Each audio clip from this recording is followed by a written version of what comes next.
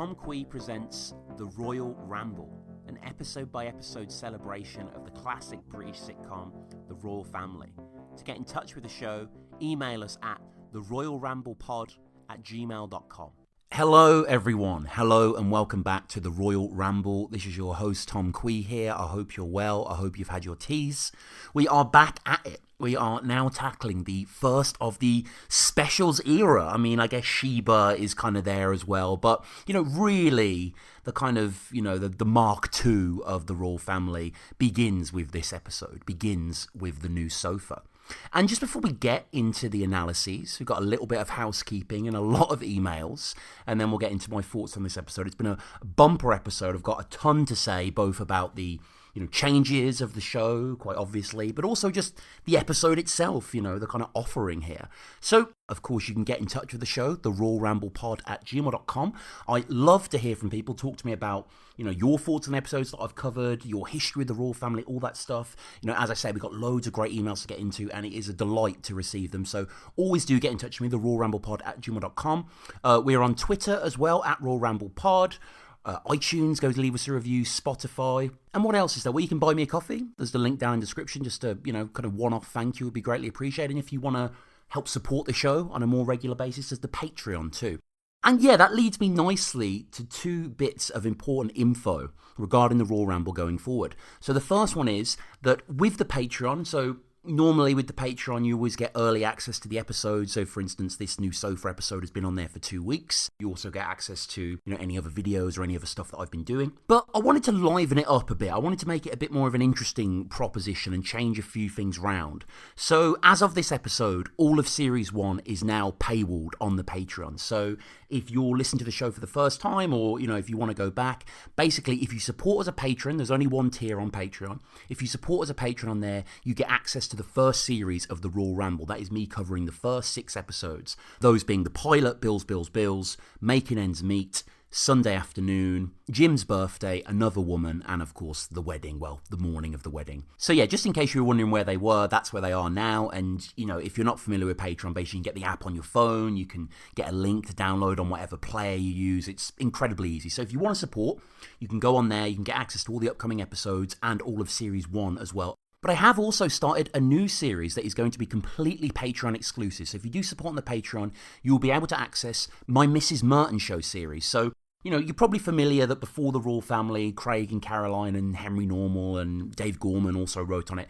There was this thing called the Mrs. Merton Show, which is a, kind of parody chat show with Caroline just absolutely in full force, so charismatic, so captivating. It's a beautiful 90s time capsule as well of a certain moment in pop culture. It's a legendary show, and it's been one that I've wanted to cover for a while. It's a bit of a different proposition to the Royle Family, because obviously it is scripted, but it's more kind of about, the audience and the guests and the repartee, and it's just a slightly different animal, I suppose. So yeah, so I am going to be reviewing every single episode of the Mrs. Merton Show, and that is going to be on Patreon, and the first episode is on there now. So with the first episode, I covered the unaired Yorkshire TV pilot, which is on YouTube, but I also do a lot of prehistory. So I talk about Carolyn Aherne and her childhood, and how she got interested in comedy and the early stuff she was working on. I talk about the kind of genesis of Mrs. Merton. Big section as well on Frank Sidebottom, Chris Seavey, who was monumental in the development of Merton and kind of launching Caroline's career. And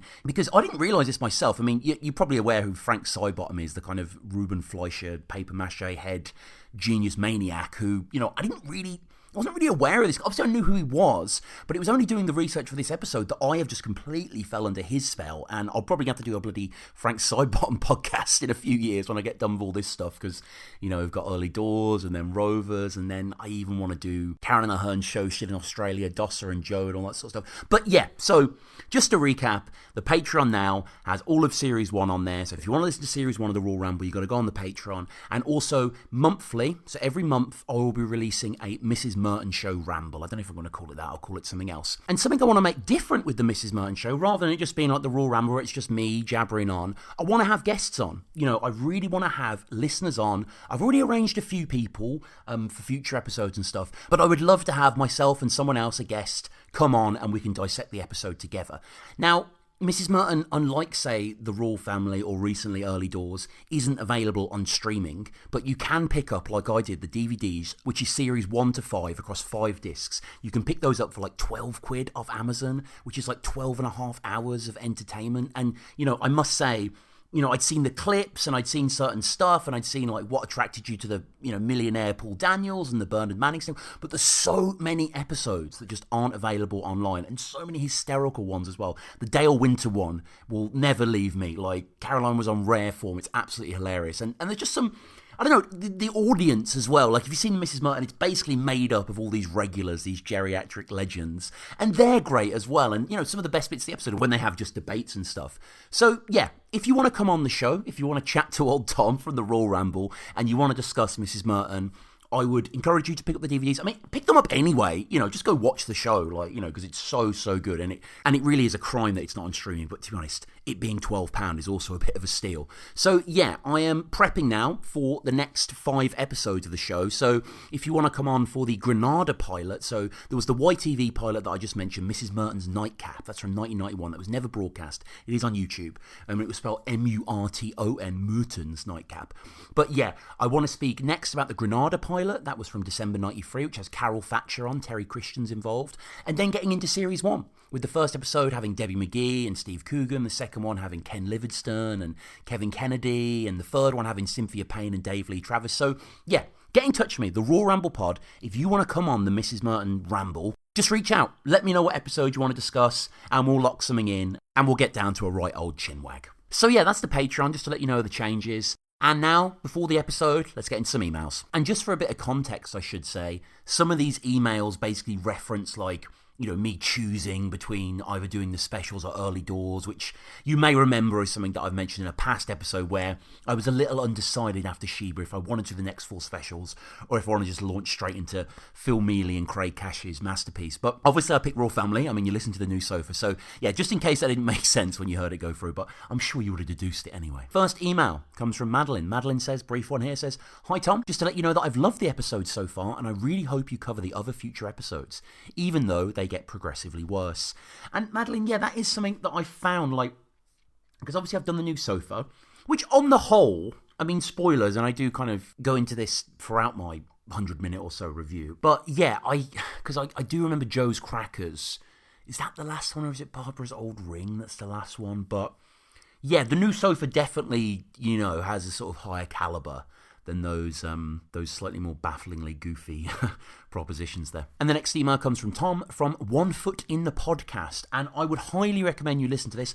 I have never really seen an episode of One Foot in the Grave, but Tom is part of the Brotherhood. Not only the Tom Brotherhood, but also the British sitcom podcast Brotherhood, going episode by episode. So, I do believe that it's a good show. Sorry about that. Tom, he says, "Hey Tom, very well done on the Sheba review.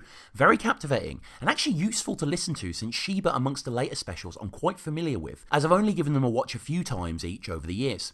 What I would say with regards to your consideration of not reviewing the final handful of Christmas specials is to perhaps reel off highlights rather than a running commentary moment by moment breakdown. I think listeners want someone out there, you, to really make sense of the direction that the show went in. We need a voice on the matter. I'd love to hear your thoughts on the character changes and pantomime-type performances that occur from Sheba onwards. Perhaps a half-hour episode on each of the episodes. That way, it doesn't take up too much time as a normal review would. Simply the highlights, lowlights, and a what the fuck happened with the storytelling and character development. Then, perhaps the early doors journey could commence. Great job as ever, Tom." Thank you, Tom. And, I appreciate definitely what you're saying. But I just, as you guys know, listen to the Ramble, I just can't do, there was no way. I mean, the new sofa's an hour anyway. There's no way I could just do half an hour on it. It would just be impossible, and I just feel like the Royle Family is that sort of show. You have to do the breakdown. You have to go line by line because this sort of level of writing and performance, it kind of demands it, doesn't it? But yeah, great to hear from Tom. And again, check out One Foot in the Podcast if you're into that show. Soren is next. Soren says, "Hi Tom, really enjoyed your episode on the Queen of Sheba. Just thought I'd give my 2 cents on whether or not you should continue with the other specials. I say a big fat no. The new sofa has some nice moments, but even that feels so far removed from the genius of the original show. The other specials have been on UK TV Gold recently, and they're beyond insufferable. I think Early Doors is calling. Keep up the good work, Soren." And yeah, I mean, I wanted to read these out just to let you know that there is this divide. I think a lot of people seem to think that, oh, the royal family all the way through, and, that they'll quote gifs from, like, Barbara's old ring and stuff, and it's like an old quote moment. And it's like, I don't know. I think it is, it does dip, obviously. And you're going to hear me in this episode be quite harsh, and I didn't really pull any punches, to be honest with you, and I didn't kind of stomp on its grave or anything like that either. I'm still obviously a huge fan of the show. But yeah, interesting to hear from Soren there, and I know a lot of people that I've just spoke to outside of the podcast kind of echo that feeling as well, that they're insufferable, that they're almost annoying, these specials, that it's just kind of, it's quite maddening.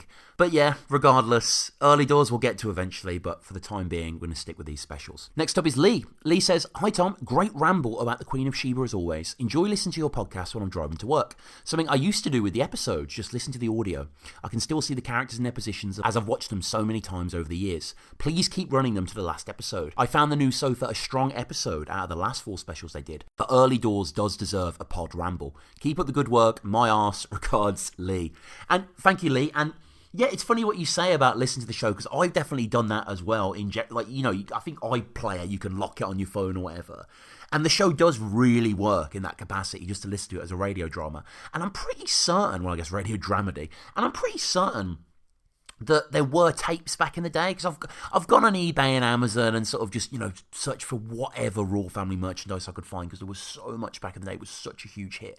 And yeah, I think you can get just the recordings of the episodes. You can get some of that for Mrs. Merton as well, which is very, very cool. I would love to just have, one of those CDs, one of those tapes. So if anyone does have any of that stuff out there and is willing to part with it for a reasonable amount, then get in touch with me, theroyalramblepod@gmail.com. Okay, and our next email comes from Dominic, and he says, "Hi Tom, my name's Dominic, and I was recently introduced to your podcast by my brother. We're both fans of the Royal Family, and I'm so happy to be listening to your extensive knowledge of the family. I love how in-depth you're going with even the tiniest of moments, such as the production design. I'm an actor, and a lot of the notes you're making on backstories are things that I'll usually be doing, so it's lovely to hear how in-depth. I particularly love the backstory of Nana's friend, who moved to Leeds with the joiner who knocked her about a bit.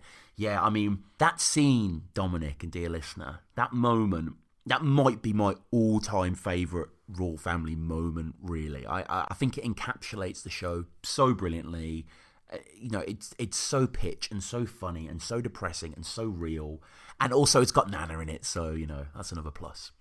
Anyway, Dominic continues, "I also love that you play audio clips from the show, and I find myself laughing out loud when I listen and with an eager need to rewatch the show, particularly with your newfound knowledge that I've acquired. Someone had emailed in earlier to mention the Christmas special episodes and how they're not fans of them. For me, the 99 Christmas special is still the peak of the show. I do love Series 3 and do feel that the Queen of Sheba does change the format slightly. I detested the new sofa when I first watched it, but upon rewatch I actually really enjoyed it and still proves to be my favourite of the specials post Series 3. I'm really interested to hear your thoughts on Joe's crackers and how helpful Jim is when Joe's having his dates in the living room. This feels so different to the nuanced nature of the Royal Family and almost in the realms of Mrs. Brown's boys. I mean, let's not say things we can't take back, Dom. I do feel the series ends on a whimper with Barbara's old ring, but nothing takes away from its understated brilliance when it originally aired, and, as you rightly pointed out, it made ways for shows such as The Office and Peep Show. I'm on episode 6 of Series 1, so I'm excited to keep going through. Keep up the great work. All the best, Dom." Next email comes from Andres, and he says, "Hiya, you alright? Sorry about that frank introduction, but it was that or, you greedy little get. Who the bloody hell do you think you are, swanning around at your conference in Milton bloody Keynes? Your Queen of Sheba ramble did not disappoint. It inspired me to watch the deleted scenes again, quite possibly for only the second time since getting the DVD box set all those years ago. Listening to it on headphones, it's quite hard on the ears though. The audio mix obviously wasn't final yet, and a lot of the dialogue is annoyingly only audible in one channel with the background noise in the other channel, like some primitive 1960s stereo recording. I particularly regret the Vicar's hilarious exchange with Mary not being in the final cut, but I'm really not that fussed that Nana's voiceovers from the hospital were axed. They're over-egging the emotional pudding a bit in my book. And yeah, I completely agree with both of those points. I didn't listen with headphones, so I have to take your word for that. That is odd. But yeah, they didn't feel quite finalised, those scenes. The Mary exchange with the Vicar is brilliant. Any Mary scene is great. And yeah, the Vicar's kind of in the Sheba special itself. The Vicar's just kind of there, isn't he? And I think that's a useful kind of bridge for him. But totally agree as well, Andre. The Nana voiceover scenes, as we discussed in the episode, are just a bit, I don't know, the show for the most part is very, very graceful when it gets to kind of deeper emotions like that.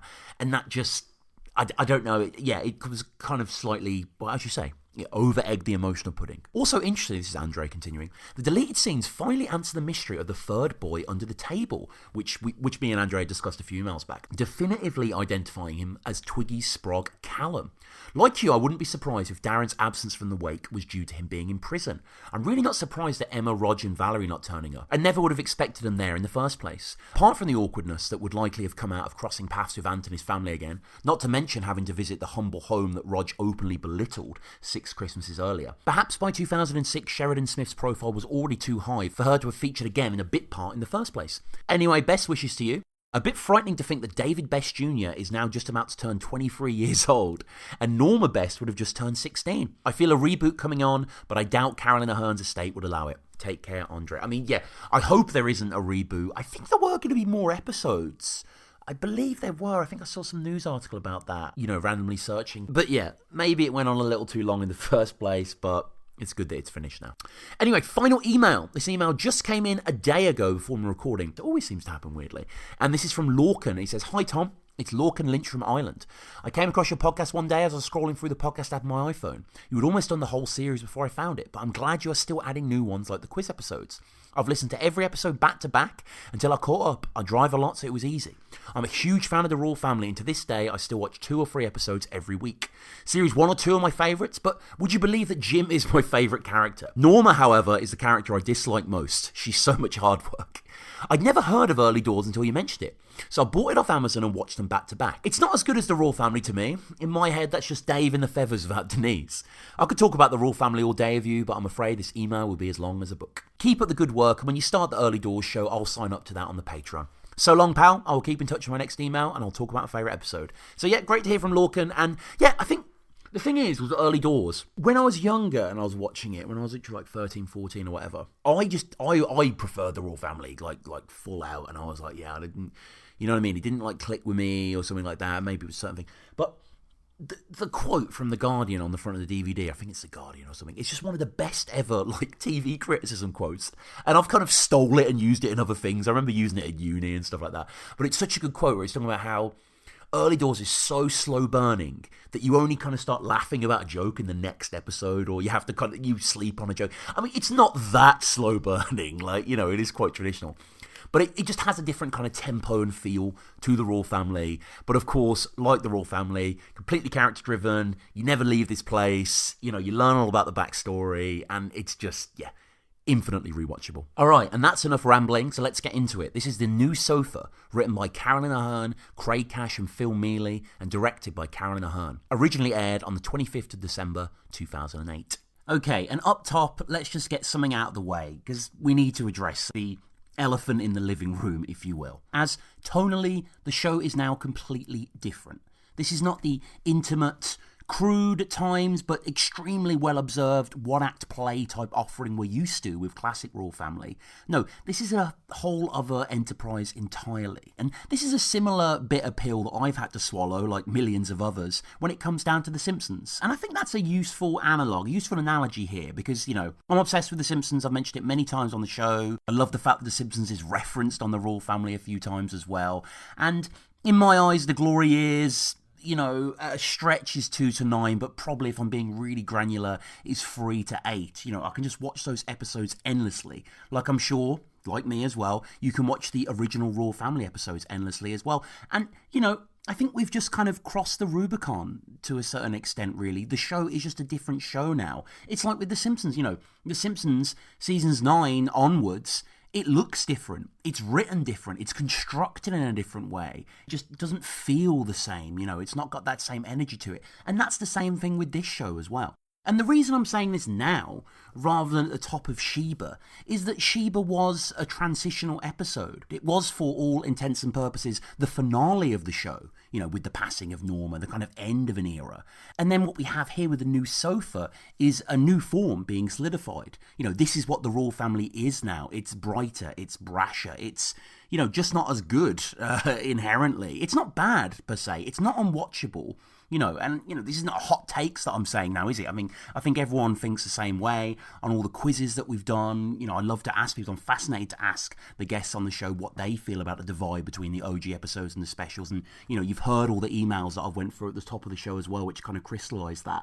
So, yeah, I just wanted to kind of establish straight up that I know I'm not going to try and focus too much on how different the show is. I mean, that's not to say that I'm not going to reference that. But, at the risk of repeating myself here, it is a wholly different thing, isn't it? I think in essence what happened is they exploded the series. They expanded it. Probably a little too far. Kind of beyond breaking point, both in terms of the humour and the geography. Going outside the four walls and ultimately finding a smaller world out there than the inside of the lounge and kitchen and the like that we love.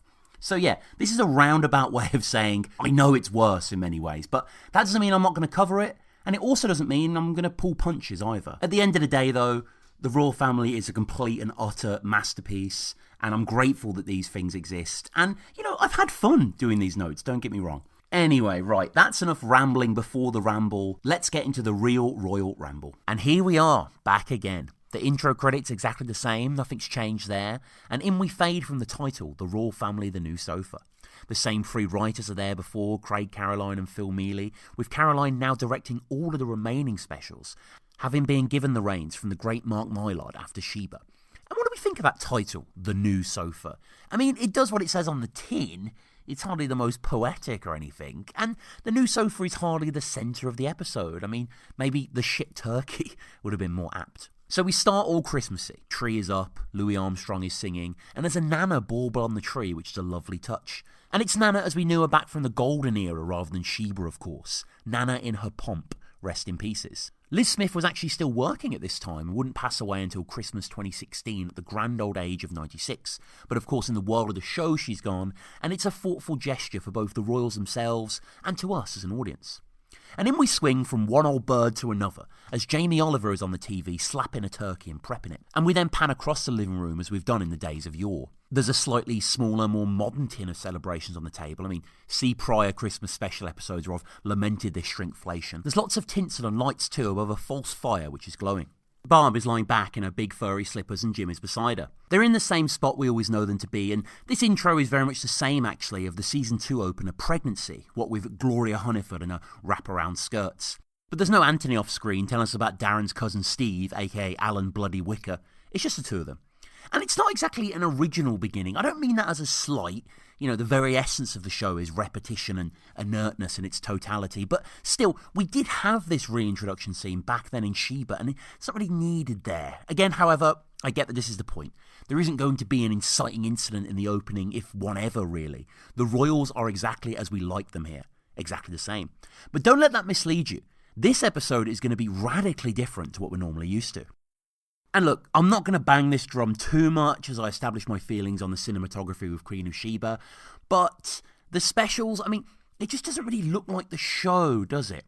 From these opening moments, it's so clearly a set now. It's far brighter than it needs to be, and it does rob the introduction from having real impact. But as always, it's nice to spend time with the family, and I'll stop being a crabby ass. So Jim kicked off Sheba complaining about shit in the field Noel Edmonds, and now he's on to Jamie Oliver with his juniper berries. Jim says who would have that stuff in the cupboard? Doesn't he know that there's a credit crunch on? And man, nowadays it's the cost of living crisis, and then it was the credit crunch. The more things change, the more you pay for them, eh?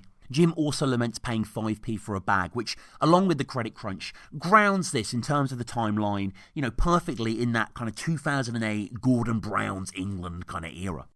And the credit crunch, also known as a credit squeeze, credit tightening, or credit crisis, is a sudden reduction in the general availability of loans or a sudden tightening of the conditions required to obtain a loan from banks. A credit crunch generally involves a reduction in the availability of credit independent of a rise in official interest rate. And in such situations, the relationship between credit availability and interest rates changes. And just on the 5p for a bag thing, because there's been a few of these fees going around, as it goes on, and I was doing a bit of research and it was more pointing me towards recent ones rather than this happening. But I did find an interesting article from The Guardian. This is from May 2009, Hilary Osborne, titled Plastic Bag Charge Hailed as a Huge Success. And listen to how it starts.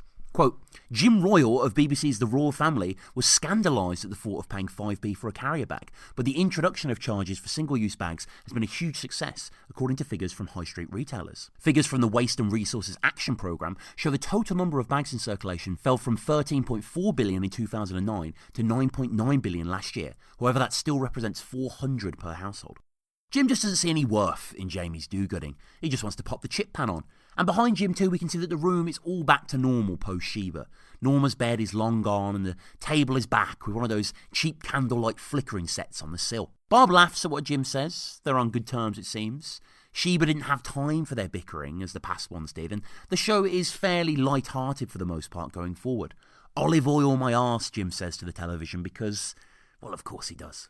Jim is feasting as well as he's watching. He's dipping his After Eight straight into his mug, which has something written on it in red. Something that starts with T and there's an S in there, but it's kind of hard to work out.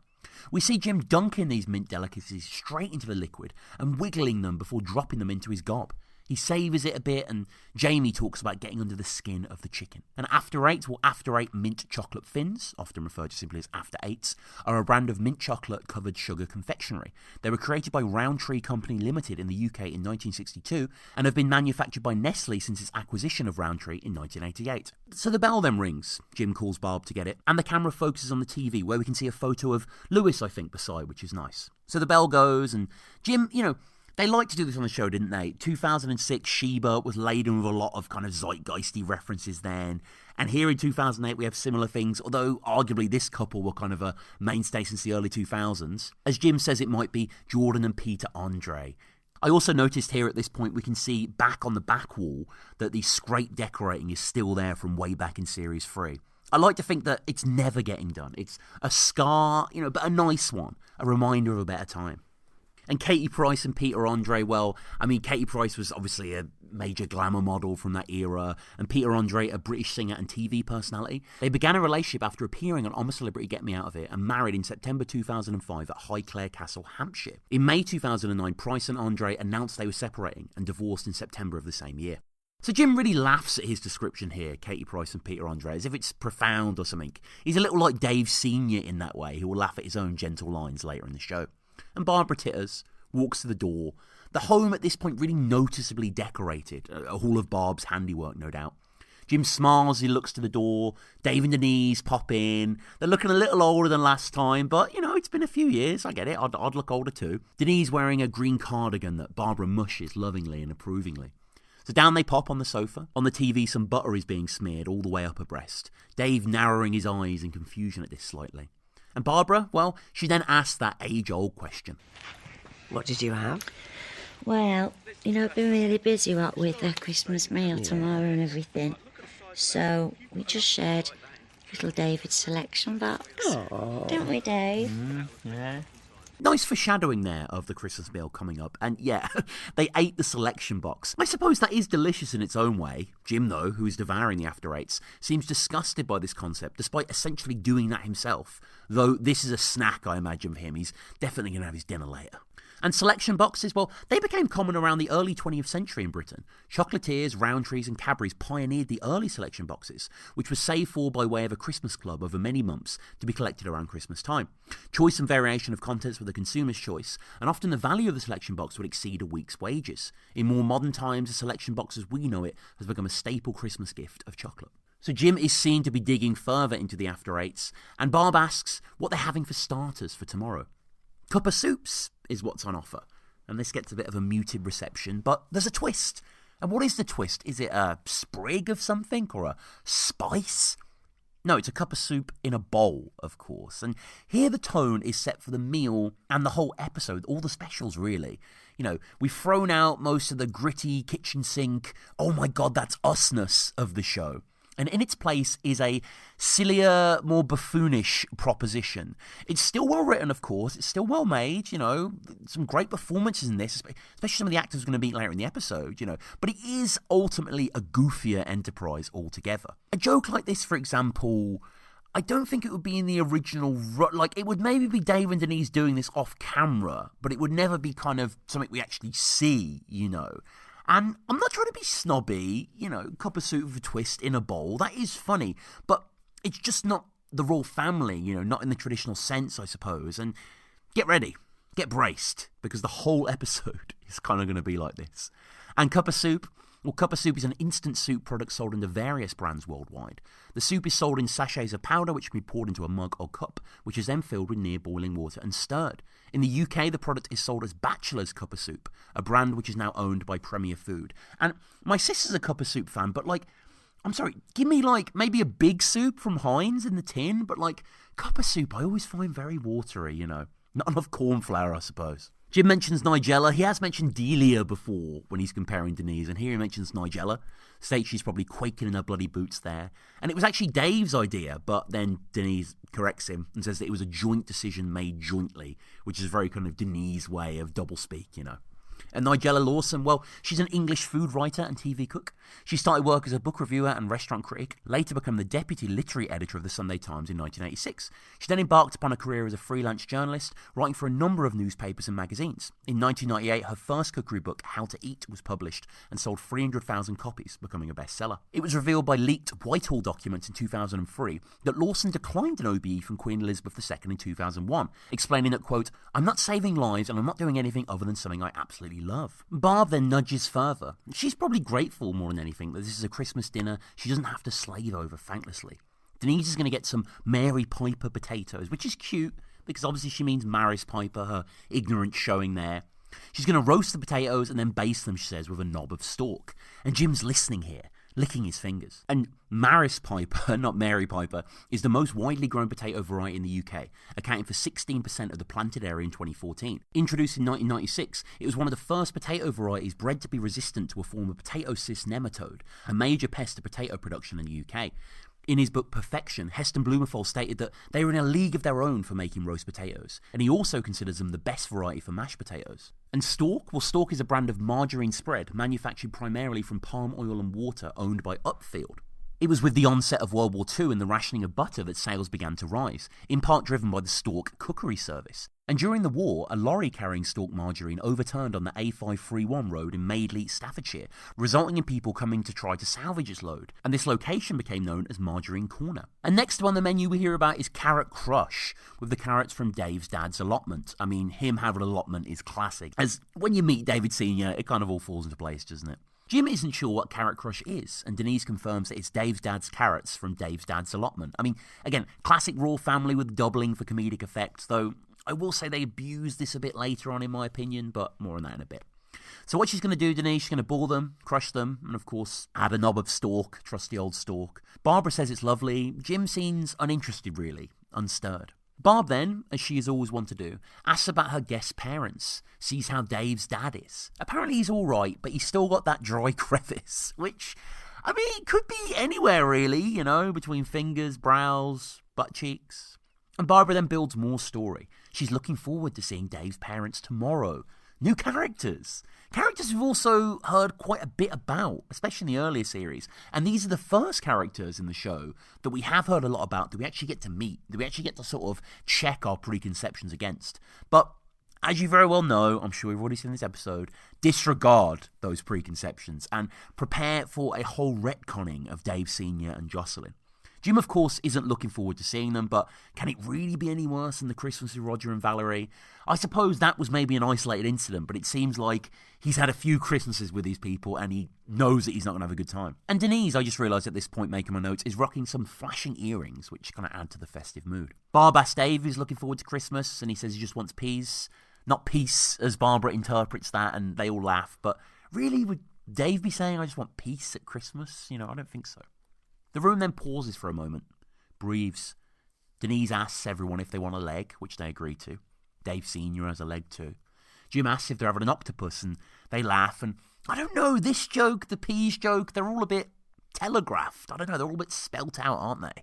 They're phoned in, they're low-hanging fruit. They're like actual gags, which, as Johnny Vegas spelt out on the We Love Royal Family doc that we recently explored in the show, check out that episode, the show isn't really about that, isn't about gags. The comedy just sort of happens naturally between the gaps in the incidences, rather than on Upfront Street, as we're seeing here. Jim then starts to roll up the packaging of After Eight and stares through it like a pair of binoculars, for some reason. We then hear that the kids are going to Anthony's for Christmas, Dave and Denise's kids, but they're already there. I mean, it's Christmas Eve. Won't you miss seeing their faces on Christmas Day? Barbara asks, she who no doubt relished that for Denise and Anthony in the same living room they're sitting in all those years ago, but Denise flatly says no. I mean, she clearly doesn't care, hasn't got more into motherhood with another sprog, baby Norma in the brood. She has thought ahead though. I mean, there's a twist there, as it were, along with a cup of soup. She's going to get Ant to take a picture of their faces on the mobile. I mean, even today, in 2023, and I'm recording this, with all the iPhone, FaceTime bollocks we have, even then that's no substitute, but some grainy pixel of '08. Like, the iPhone was just around back then, and I can imagine it'd just be some sort of Samsung bullshit maybe. Barb doesn't seem impressed by this and turns to Jim, who is equally nonplussed. But of course they don't say anything, although maybe that's what's got it to this point, their non-interference. Denise then asks Barb how to make gravy. Her mother relays the easy instructions, and Denise asks her to write it all down for her, as she was a little unclear, not sure when to stir. And it seems that they're doing now, the writers, they're doing the same with Denise that they've been doing with Dave all these years. The relentless dumbing down to the point of nausea. Denise is also fretting about the seating plan and gets a short, sharp seating plan my arse from Jim, which is, well, kind of correct really, because that's exactly what it's for, Jimbo, your arse. There are big plans then for the Christmas lunch, it seems. There's seating plans, cups of soups in bowls, and a little session between 5:15 and 8:30 during the afternoon, where they're going to be having a musical interlude with music and an interlude. Denise kindly here asks Jim to play the banjo during this interlude and gets shot down as it's not the sodding X Factor. I mean, you think he wouldn't really mind, and we've heard in the past that Barb has had to hide it away, and of course we will see the banjo a little later. We then hear about a new off-screen character who called around earlier, Cockney Bob. He was just passing apparently, wanted to show off, came inside and mentioned his new UPVC windows. He had 3 cups of tea with lots of sugar, and Jim is fuming at his schnorrer ways. He has a child too, apparently, Cockney Bob.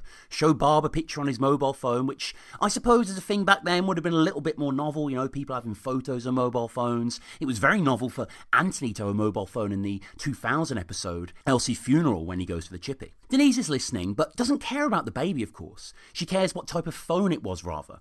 And Jim points out the probably true inference here that he just wanted to show off his Nokia phone. I like the way that Jim struggles with that. And Bob says that Jim was nice as pie when he was round, but now he's mouthing off. Well, yeah, Bob, I mean, and we all know that Jim is completely duplicitous, completely two-faced. Remember how he was after Twiggy left at Sunday lunch, ripping into his weight as soon as the door was closed? And Nokia, well, that's a Finnish company that has operated in various industries over the past 150 years. It was founded as a pulp mill and had long been associated with rubber and cables, but since the 1990s has focused on large-scale telecommunications infrastructure, technology development and licensing. Nokia made significant contributions to the mobile telephone industry, assisting in the development of the GSM, 3G and LTE standards. For a decade beginning in 1998, Nokia was the largest worldwide vendor of mobile phones and smartphones. In the later 2000s, however, Nokia suffered from a series of poor management decisions and soon saw its share of the mobile phone market drop sharply. The company was viewed with national pride by Finns, as its mobile phone business made it by far the largest worldwide company and brand from Finland. At its peak in 2000s, during the telecoms bubble, Nokia accounted for 4% of the country's GDP, 21% of total exports, and 70% of the Helsinki Stock Exchange market capital. And Jim didn't tell Cockney Bob what he really thought of him, though, right there and then, because he's his mate, of course, and that's logical, apparently, in Jim's mind. And then Jim cruelly turns it on Barbara. Says it's no wonder why she doesn't have any sodding friends. I mean, harsh. And does she? I mean, okay, we've not really met them in the orbit of the show. We've got Mary, of course, the bakery lot, if that's still going. It's kind of hard to tell. But you imagine that maybe Barbara might bring people round, but why would she? Jim's just probably going to be nasty, or he's going to act in a conceited way, like we're going to see him later at the Besses, the way he is, where you can tell he doesn't like someone, but he's just trying to keep a lid on it, That's not fun to be around. And Barb and Denise just gasp at this little attack from Jim with little else to give. I mean, it's needlessly nasty, and obviously Jim is kind of projecting here. Jim then brings Cockney Bob back up, asks Dave if he knows his wife, obviously named Cockney Carol. Dave struggles to remember, and Jim starts to describe. Dave, do you know Cockney Bob's wife, Cockney Carol? Dunno. You do, she's a big girl. She's got a bloody belly like a beanbag. Not sure, no. She's got no teeth on the top, and she's always licking her bloody gums. You do know her. Dunno. She's got a bloody crooked nose like a boxer, like that. She always looks as though she's sniffling out here. Oh, I know who you mean now. Cockney Carol. I tell you what, she is a smashing bloody girl, eh? I wouldn't hear a wrong word said about this. The show loves to do this, doesn't it? Set it up one way and resolve another. A little on the nose here again, with Jim calling out her nose. But then at the end, not having a nasty word said about her. I wonder what the regulars round the feathers call Jim behind his back. How do they dig into him? I mean, the ammunition is plentiful. So Denise looks at Barb, who sadly just kind of looks away at this. And we can hear off screen Jim scrabbling for more of his mint chocolates, never offering any to the gang, of course. The bell then rings and there's confusion as to who it could be. as no one expected, and the family just sort of sit, tense, perplexed. All Dave knows is there's definitely someone at the door. The bell rings again. Denise asks who it could be. The bell rings for a third time, and Anthony's not around, or indeed not a teenager anymore, to be expected to just answer it, so who the hell could it be? And again, this shot of the four of them too, just sitting there waiting, it just looks so light in the living room, like you can practically see the camera. I know it's daytime, but it just looks uncanny. So Barb decides to go, gets up, everyone nervously peers over, unsure and anxious. The door opens and Barb immediately coos happily, and who is it? Well, Barb says it's Santa, but it's actually old Twiggy. Twiggy's here. Twiglet himself. How can I ever not want to tackle these specials when we have the Twigmeister General in the cut? So in he comes, Santa hat, chains, tribal splash on his t-shirt. Jim says it's nice to see him back and asks when he got back. So he's been inside. Interesting. Yesterday, we hear, is when he returns. Twig sits down, looking a little bigger from last time, but you'd expect that. And this does sort of get touched upon in the context of the show. So Twiggy sits down, cigarette already lit, decries Jamie Oliver on the TV.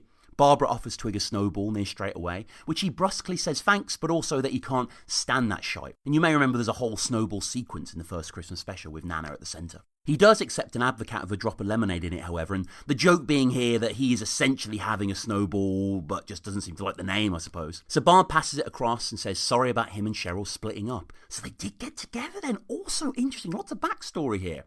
And Twig takes a long slig of his snowball with some remorse, cigarette poking up out of his hand upwards. He seems rueful. And we then learn that Cheryl did the dumping, rather than it being mutual. Barbara says it was terrible, and Twig asks, what's that bloke with the burger van got that I haven't?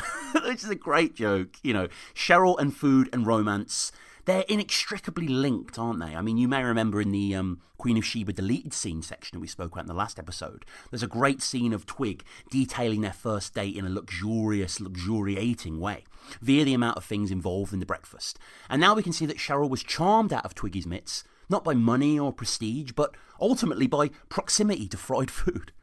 So Barbara sits down with some snowballs, says Twiggy's looking well, he agrees, says it was time to recharge the old batteries, and, you got to admit that Twiggy's been through some hard graft in his time, undeniably, lawful or not. Barbara then says he's put a little bit of weight on, which admittedly he has, he always has been in this vicinity, really, hasn't he, waistline-wise. As we just mentioned, Jim hypocritically scoffed at his weight himself after he left Sunday lunch. And Twig doesn't deny it, slaps his solid belly, says you do, don't you?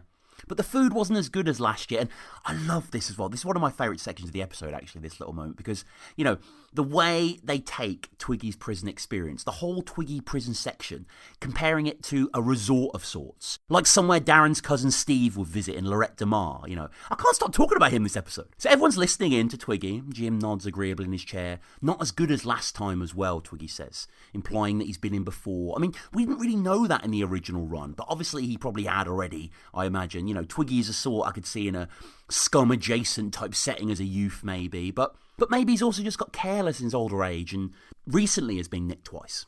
You go in there for the crack with the lads, Twiggy says, and everyone concurs. Jim saying you're right there as he twiddles another After Eight paper in his hand. Dave then asks what he was in for this time, as audience members are all gagging to know at this point. Just a bit of fraud, he says. Nothing serious. Fraud, the usual. And he did 12 months, and apparently that's about right.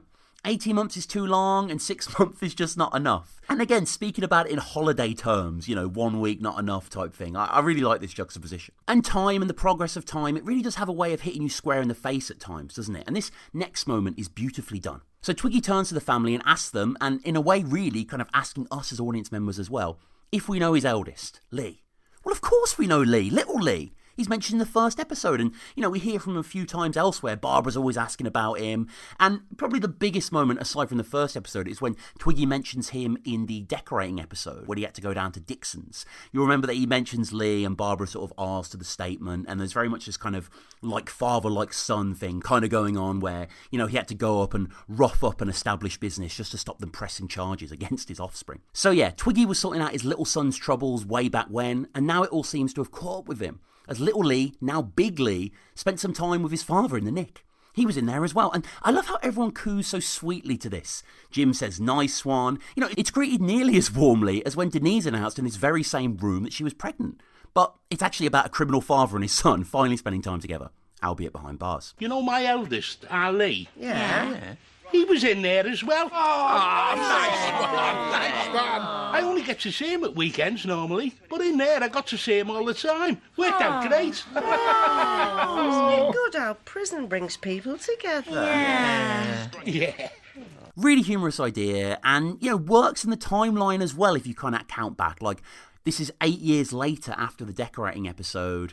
So let's say that Lee was like 10, 11 at that time at Dixon's, and now he's like 18, 19. Could be a bit older, but it's a stellar conceit and a really clever way of spinning everything into something more bitterly ironic and opportune rather than just straight up depressing. I mean, this is a comedy after all. Normally the reality of meeting your son that you don't really spend time with in prison, like, I'm thinking that In the Name of the Father is a really good film with Daniel Day-Lewis and Pete Postlethwaite. That's kind of under a different context, but similar idea. But, here it's just done for jokes. And there's a fantastic line at the end as well from Barb that really is a cherry on top here, because there's tons of ironic jokes here about prison. Because, the ultimate antagonist really against families that really tears them apart in so many brutal ways is prison. But Barbara just saying there, isn't it good that prison brings people together? I just think that's brilliant. And Barb isn't wrong with what she's saying in this context either. Maybe Lee and Twiggy even hatched a few future schemes together. Who knows? So Jamie Oliver is then cut to as it plays, and the TV feels less of a character in these specials. That's another mark against the new specials, I'd say. Maybe that's part of the problem. I suppose the TV was the window onto the external world, but now that we've headed outside, it's needed less.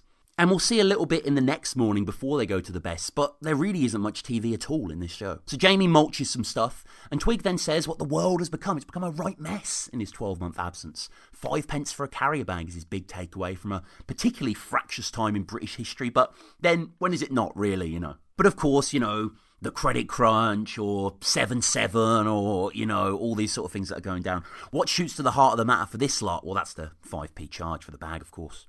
Twiggy does see the funny side, though, when Jim calls him out and says that he normally stuffs things down his front pocket, so what does he care? Everyone laughing as well. Bag for life is mentioned as an alternative for Twig from Denise, and Jim makes the joke that was running rampant at the time. I don't need a bag for life, I've got a bag for a wife, etc. We all kind of said that, didn't we? Or variations on it. Barb doesn't laugh and says, oh, Jim, and Jim does, to be fair, apologise here. He didn't apologise for saying she had no friends, but this, rather, is deserving of his remorse. And it wasn't only big little Lee in there that Twiggy met, but Krusty Kev as well. Another character we haven't heard of, but I suppose it wouldn't make sense if Gary from the Butchers or Jacko and his new motor were in there. They've got to have some new names in there. So we hear about Krusty Kev, and he's got a Thai bride apparently as Kev. And that seems to have inspired Twiggy, as he claims that he's only gone and ordered himself one as well. And Jim is well pleased with this, rubs his hands together. Dave shakes Twig's hand like Ant shook his own when Denise announced the pregnancy. This is a slightly sordid occasion, but it's being welcomed warmly. And Thai brides, well, a mail order bride is a woman who lists herself in catalogues and is selected by a man for marriage. In the 20th century, the trend was primarily towards women living in developing countries, seeking men in more developed nations. The majority of the women making use of these services in the late 20th century and the early 21st century are from East and Southeast Asia, the countries of the former Eastern Bloc, and to a lesser extent Latin America. Since the collapse of the Soviet Union, large numbers of Eastern European women have advertised themselves in such a way, primarily from Russia, Belarus, Ukraine, Georgia and Moldova. Men who list themselves in such publications are referred to as mail-order husbands, although this is much less common. So Twig spoke about prison in terms of a holiday, and here he details his upcoming Thai bride purchase as pure product. Arriving in 6 to 8 weeks, he says. Hasn't paid full whack, can return in 28 days if he's not satisfied. Never mind about her satisfaction. And Jim is, of course, interested in the value for money rather than any human rights. Twig then tells us that apparently whilst Krusty Kev, this poor bride having to be married to someone who is permanently prefixed with such an abject adjective, Krusty Kev. Twig was saying whilst Krusty Kev has been inside, the Thai bride, she's been clearing the gutters, put a new aerial on the house, sorted the drive out, supposedly only 6 stone wet through. That is undeniably some work ethic there. Moral or not, that can't be denied. Of course, the Royals aren't thinking about this poor woman. They're thinking about their mate Twiggy, the one who sold some tracky bottoms at Denise's wedding reception. It's about time he's had some romance, Twiggy, Barbara says. Though, to be honest, Twiggy doesn't seem to have had any issues with the ladies in the show, does he?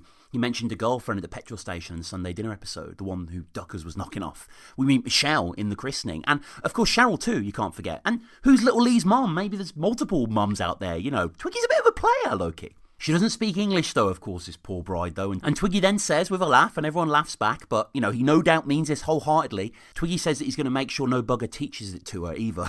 Christ. I mean, as with so much of the Royal Family, it'd be depressing if it wasn't so funny. And the tie bride thing is an interesting concept too, as again we see the show moving with the modern age. I mean, the concept is of course prehistoric in its attitudes. It's a horrific thing, but this wasn't really as commonplace, I would say, culturally in the conversation as when the original show was running during the late 90s. Like, I'm not saying this hasn't been a thing for decades, but like, you know, it was definitely spoken of more at this time, and people think of Little Britain and stuff like that, and various things that, you know, I don't want to say popularised it, but you know what I mean, made it more well known. Barbara even says that there was nothing like that in our day, and Jim naturally says that I wish there bloody was, which, again, another Telegraph joke, but you know, maybe I'm being a bit too harsh here, because I know a lot of the classic era had jokes like this as well. What I do like, though, is when you're sort of viewing this scene, at least I was realising that, you know, Barb, in a way, is kind of a tie bride to Jim, at least, you know, in all she has to do.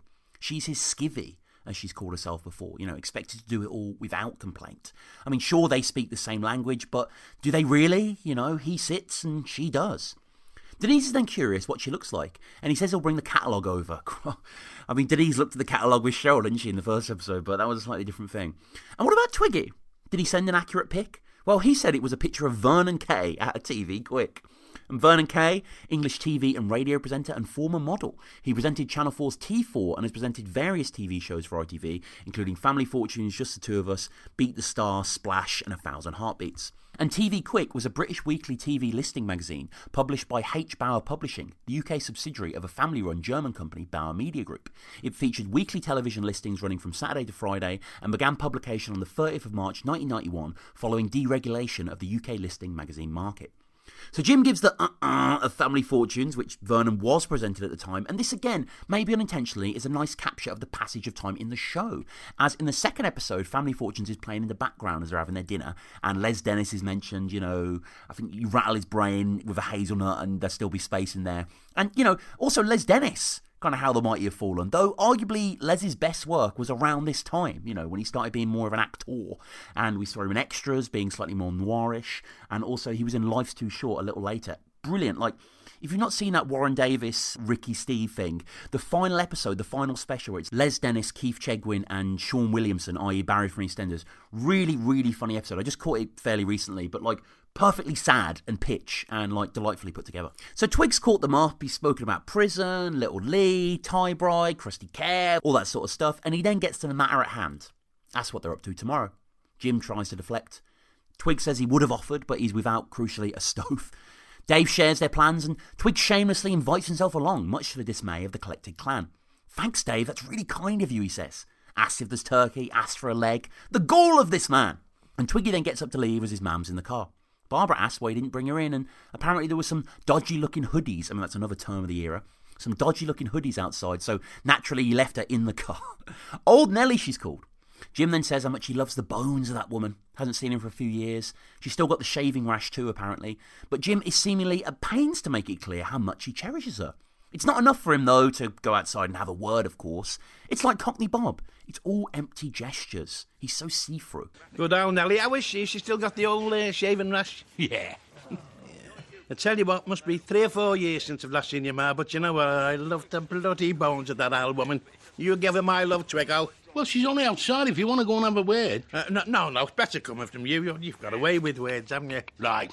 Well, I'll get off. Though, why he even brought up Nellie is a tad odd, slightly out of character, but a fun little moment, I suppose, nonetheless. And poor little Nellie, she doesn't even get an after-eights in the car either, as Jim has eaten the whole damn box. So out goes Twig. Denise is annoyed, of course, that Dave's invited him. Jim agrees that Dave invited him, when really he didn't. We just saw that happen, and, you know, it seems there was another mint chocolate as well in the box, as Jim starts to eat further.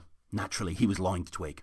There aren't enough potatoes, it seems, is the issue for Denise. The idea is floated of her just cutting the 6 in half, but then there's 12. And then Denise says she doesn't want to overface people. Overface people? It's interesting. I can't quite hear what she's saying here. I think this is kind of a misread. Why can't you cut them in half? Dave, you big gop. Then there'll be 12. I don't want to overface people. Maybe misdelivery of overfeed people, not sure. But again, Denise's porous logic of 12 small pieces being more than 6 big ones divided is perfectly judged. Jim then gets up from his seat for a Yuletide log. Takes his chocolate with him, interestingly. Surely not to drop off at the bin, but maybe just to lick his fingers from, I'm not quite sure. And then he comments on Twig and his Thai bride. Says that she's expecting Vernon Kay, but she's going to get Peter Kay. Again, kind of standard joke there, but I like the fact that Peter Kay has mentioned this is his second mention on the show, but Peter Kay had said in the We Love Royal Family documentary that he considers Porridge and Royal Family the two greatest shows ever, which is kind of hard to argue with, really. I mean, after he said that, I've sort of gone back to Porridge a little bit and watched more and more of it. I've always liked it, but, it really does stand up. It really is a great show. It's a fairly tame joke there to kind of end on this section. Not bad, just a bit safe, really, uninventive. Everyone chortles. I mean, just think about the original show. It was so good at scene transitions, at stingers at the end, just pushing things forward in an interesting way. This is all just a bit more toothless, I suppose. So Louis Armstrong then returns and we fade out before fading back into Christmas morning, which is a time we've actually never spent with the Royals, this most jolly of occasion. Noel Edmonds is on the tinsel-strewn TV, seemingly presenting something called Christmas presents. Jim watches absently and the door opens of the lounge with a beaming Barb there, greeting her hubby Merry Christmas. He smiles kind of nervously and Barb runs over and plants a few wet ones on him. She says there's something under the tree and of course he asks her to get it for him and when passed to him, asks her to open it. Tie bride indeed. She smiles at him and unwraps it, saying socks with some surprise despite her obviously wrapping them. Jim, he can't even feign a little interest here, seemingly rather wanting to watch the banal bollocks of Noel rather than see what his dearest wife has got him. The socks have the day of the week on them and Barb, with a bit of glee, counts them, but Jim stops her straight away, says he isn't Forrest Gump, and rather than saying thank you, quashes her excitement through some squirrely logic. Talks about people thinking he'd be a right pillock in the feathers if they noticed he had the wrong day socks on. I mean, come on, Jim, obviously they couldn't give a shiny shite. I'd imagine a few people are barefoot in the feathers. That's the problem, he says. You don't think things through, do you? No, Jim, you're the one who poured a toaster full of crumbs on yourself during Sheba. You're the layabout idiot. Poor Barb here. We don't even get to see a retort from her. Jim just looks back to the TV and she looks down a bit, deflated. And Forrest Gump, of course, is a 1994 American comedy drama film directed by Robert Zemeckis and written by Eric Roth. It is based on the 1986 novel of the same name by Winston Groom. The film follows several decades in the life of a slow-witted and kind-hearted Alabama man named Forrest Gump and his experiences in the 21st century. So yeah, not the happiest of starts to the day for Barb. And as Jim says, you don't think things through, do you? We cut to an entirely new location. From sock issues, we open on Dave's feet, wearing some monstrously furry slippers. He's beside a bath and we're in Dave and Denise's.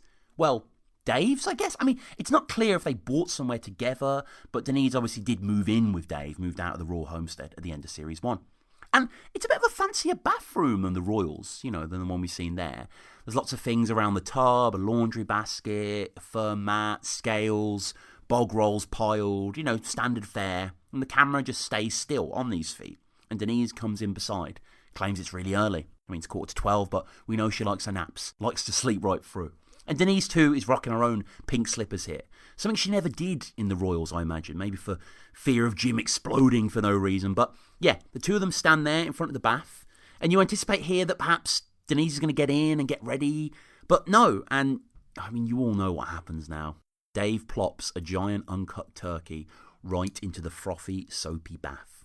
It didn't even come out of the freezer last night, so it's frozen, and now it's amidst all this unhygienic lava.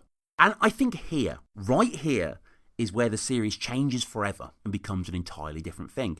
Sheba had flashes of this, but really it felt like a kind of modernised Royal Family with a few new updates, final episode type thing. Here, however, placing the turkey straight into the water, this is our very own jump the shark moment, but rather bathing the turkey rather than Fonzie leaping over an ocean predator. I mean, this would work out of context as a fast show sketch, maybe, showing a hopeless couple who know nothing, doing something fairly gross out and stupid. But for as idiotic as Dave and Denise are and have been depicted, and we've really got to know how insufficient they are across all these seasons, I just can't believe that they would do this. It just kind of takes me out of it. It doesn't feel like them. It almost feels a tad desperate. Like, okay, Denise isn't a culinary whiz, what with the spaghetti hoops and dairy on toast and the like. But do these people really think, do these couple of masterminds really think that this is suitable? You've really got to squint at times to recognise these characters. And again, I know this is all done for comedy, and this type of logical scrutiny that I'm doing now is kind of beside the point. But also, it's my show. It's my Royal Ramble, so give me a break. And I guess it just saddens me more than anything, because the show fearlessly ploughs into a new, far kookier comic tone. You can hear it as well, the turkey, in the tub as it's settled. Hear the bubbles popping around the raw flesh. And there's a few little ornaments visible at the front of the shot as well around the tub. There's this small green frog who seems to look up at us, the viewer, with its boggy eyes saying, You seeing this shit? And now we're back to the Royals themselves now. Barb expectantly asking Jim if he got her anything. He says he got her a baby pink dressing gown that's still on the shelf in Matalan. It's the thought that counts, Jim says, annoyed, and Barbara just kind of rocks on her knees, the TV continuing. I mean, a damn gift is what counts, Jim. We then cut back to Dave now, who is shaving in the bathtub, mirror in front of him, singing, I Wish It Could Be Christmas. The camera then begins to pan out, but we already know what we're going to see, don't we? And the mirror kind of teases us because we can sort of see the reflection. Yeah, Dave's in the bath with the turkey, mixing his dirty body with the water. Oh, I wish it could be Christmas every day. It's ludicrous and ridiculous, and it is kind of fun. Like, the image does make me laugh in a way, don't get me wrong, but R.I.P. the well-drawn family comedy drama masterpiece that was the Royal Family, and long live the absurdity of the modern era. So let's get this straight. Dave has single-handedly raised his son, pretty much. Dave is a DJ with the wherewithal to get business cards and raise his prices to encompass their cost. Dave works a job that requires planning and thought. Dave is also shaving himself in a tub with a raw, uncut turkey that he hopes to serve to close family in a few hours.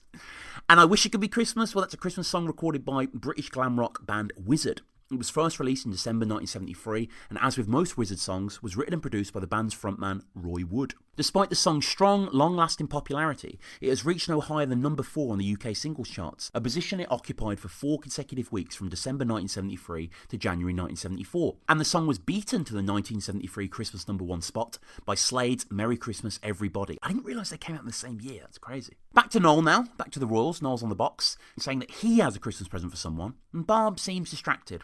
Gets up and looks in the mirror and asks her hubby if he feels the top she's wearing is Christmassy enough. Jim agrees. Jim, of course, doesn't look either. Barb has Dave's mam on her mind. She always makes an effort, she says. I mean, you may remember her getting something from Marx's for the wedding. Jim calls a dolly daydream, however. Says she won't realise it's Christmas until Boxing Day. Barbara asks why he's being particularly ratty at this point, and it's because he doesn't want to spend time with that idiot. Who, Dave? Barb asks. But no, it's Dave Sr., with his Ford Mondeo and driving gloves, which does tell you kind of the sort of person he might be. You know, the busybody smugness of a man in later life, but not quite senior, you know, not quite elderly. So Barb fusses her hair and urges Jim to smarten himself up, but obviously he sees himself as fine. And then he also complains about Dave Sr.'s homemade rhubarb wine, giving him the shites until New Year. So they went last year as well, which is quite interesting. I guess of course, they have a history together, these couples. Undeniably, they're in-laws. So Jim gets up and comments grimly on his pants. Says it's been Sunday all week and these buggers hitching him up with a hand as he leaves the room. We're then back to Dave, who is splashing some water on his face in the bath. The turkey's still there, of course, as walking in a winter wonderland is untoned. Oh, brother, he even spits some of the water back into the tub. You know, it's very gross out, isn't it? Then he calls Denise, letting her know that the water's finished and she can come in. I mean, it never ends, does it? And Winter Wonderland is a song written in 1934 by Felix Bernard and lyricist Richard Bernard Smith. Due to its seasonal theme, it is often regarded as a Christmas song in the Northern Hemisphere.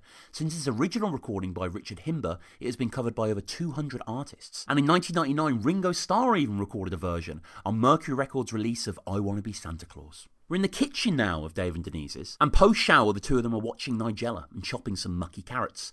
Their kitchen looks far nicer than the Royals though, more modern I must say, tons of appliances and the like. They're both watching and trying to keep up as Nigella gets into parboiling the potatoes while they're still slicing. Have we got a parboiler, Denise asks. No, combi, Dave says, which is another kind of like Blackpool end of the pier type joke. I quite like that joke. And parboiling, also known as leaching, is the partial or semi-boiling of food as the first step in cooking.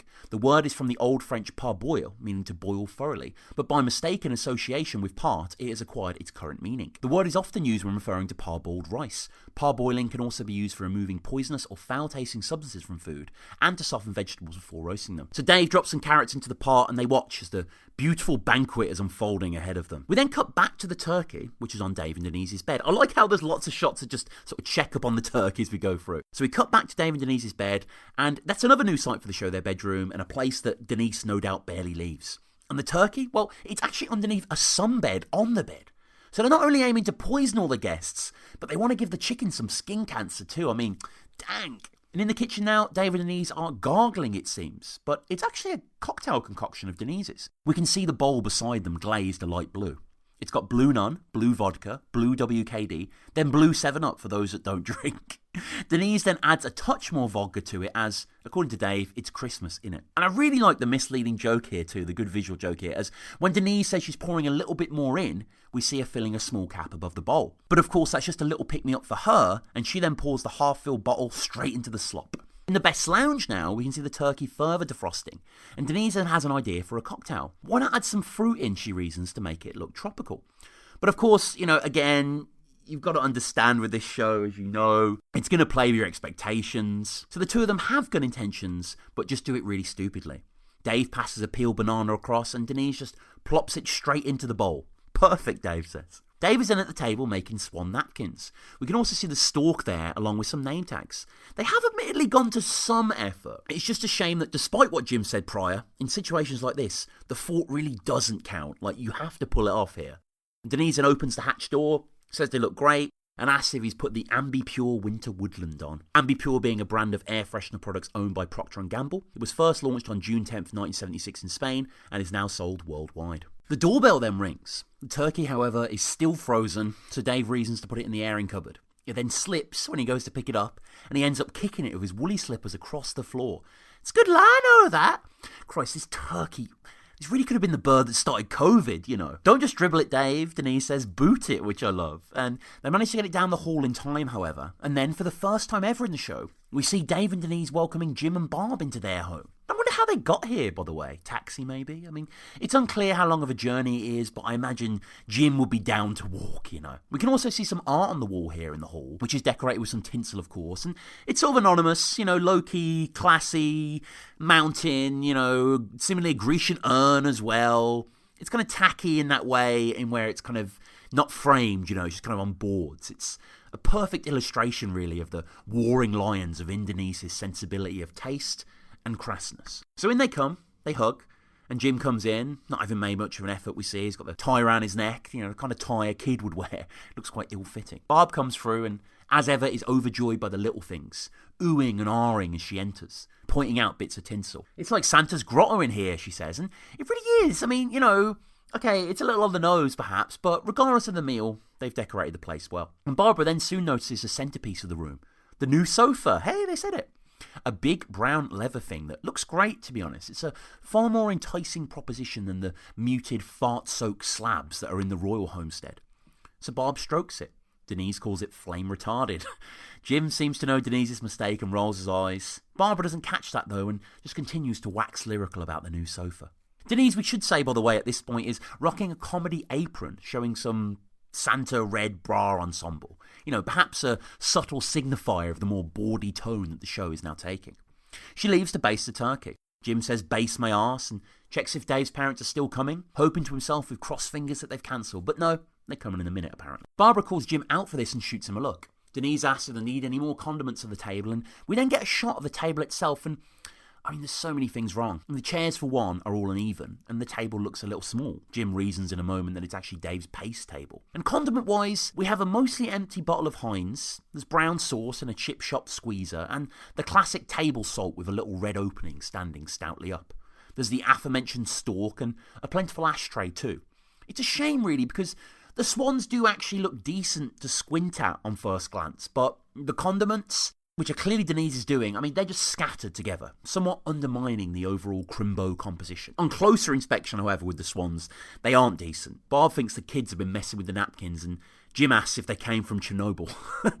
And the Chernobyl disaster was a nuclear incident that occurred on the 26th of April 1986. It is one of only 2 nuclear energy accidents rated at 7, the maximum severity on the International Nuclear Event Scale, the other being the 2011 Fukushima nuclear disaster in Japan. The initial emergency response, together with later decontamination of the environment, involved more than 500,000 personnel and cost an estimated 8 billion rubles, roughly $68 billion in 2019, adjusted for inflation.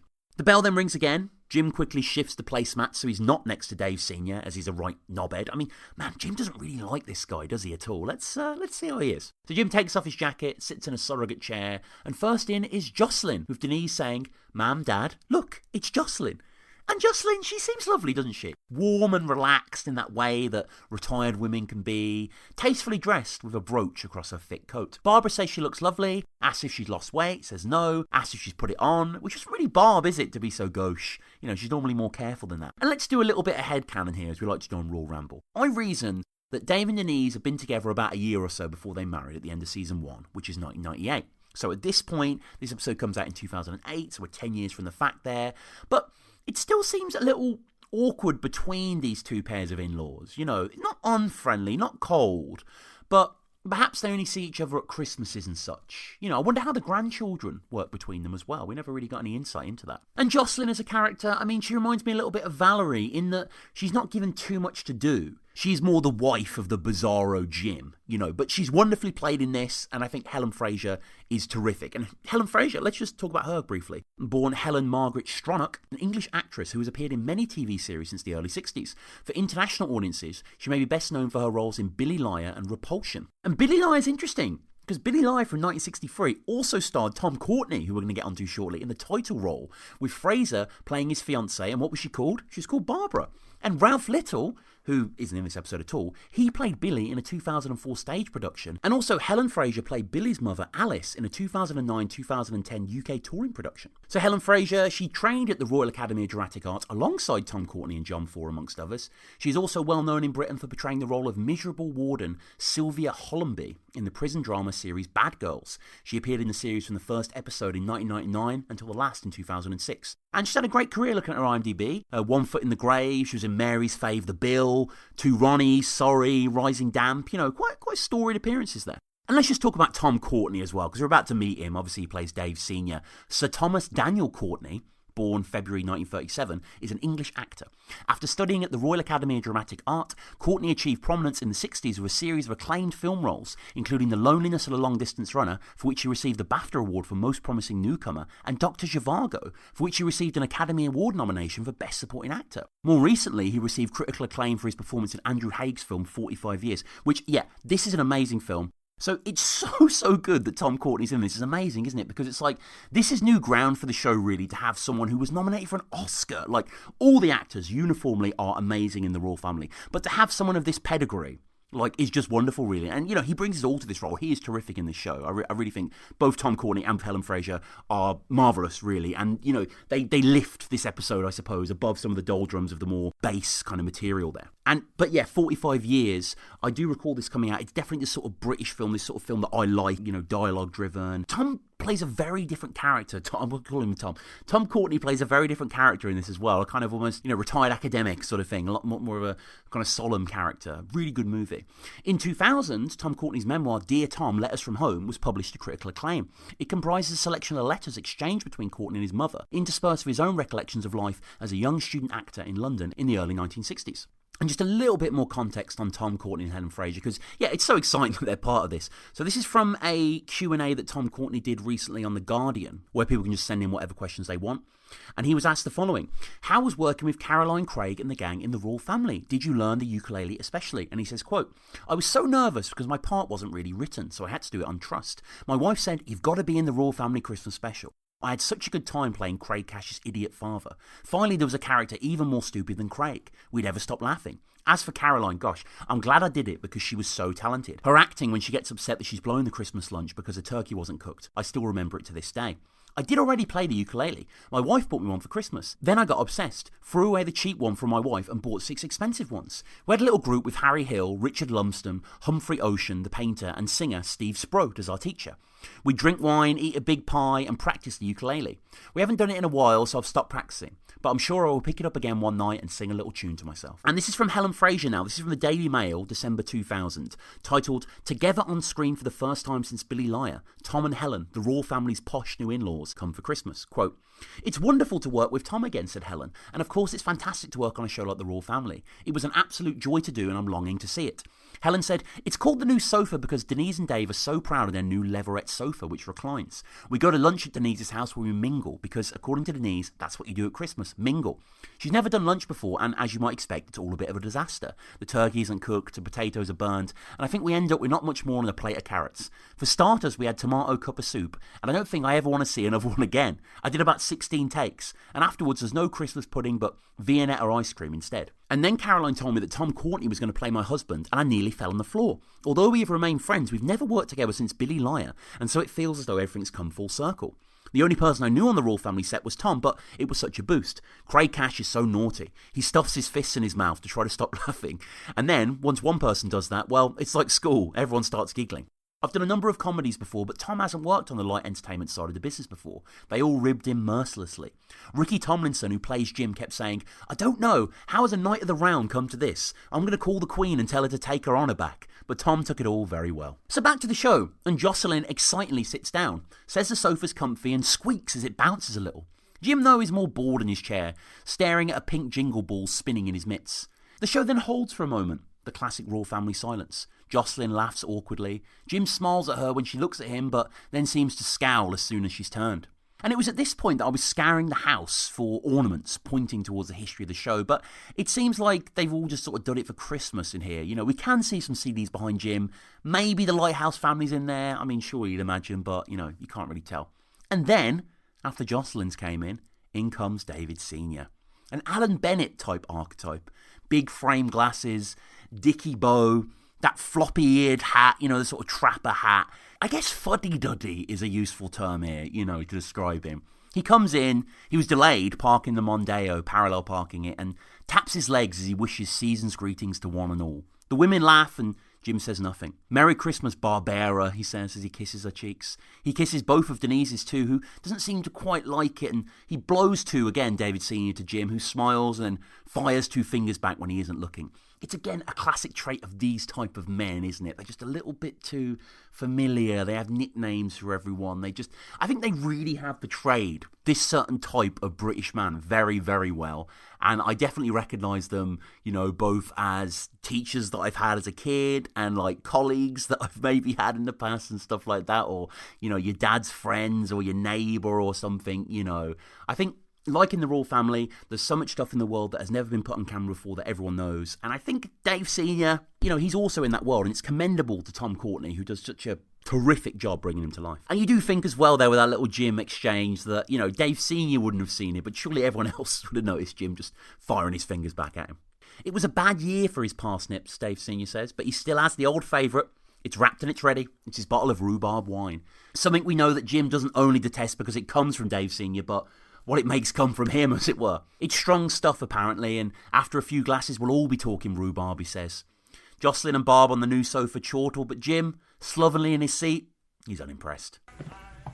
Season's greetings, one and all. Merry Christmas, Barbara. Oh, Merry Christmas, David. Ooh, Senior. Merry Christmas, Denise. Merry Christmas, David Sr. And yeah, we know then what Dave Sr.'s like, as I've discussed. A busybody. The sort of person to be on the local council or a parishioner or something like that. You know, there's nothing wrong with that, of course, but he's of that cloth. But most disturbingly, I think, when I think about Dave Sr. and Jocelyn, and this will become even clearer as we go through the episode, you've got to think that how the hell did Dave Jr., our Dave, come from these two? And of course, Dave Sr. is very different to what we imagine. He hasn't got his peg leg or anything like that. He seems to be over his bone diseases. There'll be banter all day, Jimbo, he says, and it's just kind of unbearable at sometimes, isn't it? And look, I'm not saying kids have to be direct clones of their parents. I mean, look at Anthony and Jim, but at least some resemblance in personality would be expected. Though if Dave Sr. was just Dave too, then where's the conflict in that? Where's the comedy, I guess? So Jim asks desperately for a larger bloody drink as he can see he's going to be in for another long Christmas, just as he predicted at the start of the episode and as he's probably known all year. And again, the Royle Family is so interesting as a show and in terms of its writing, as it's both incredibly formulaic in a way, you know, family dramas, light social mishaps and interactions, but also incredibly innovative in the way that it tackles these conventions. Single camera, real time, no laughter track, full walls type view. And we see that again here, magnified in its interrogation of cliche, as we have the classic meeting the in-laws type trope here, as relatable in many ways in life as in fiction.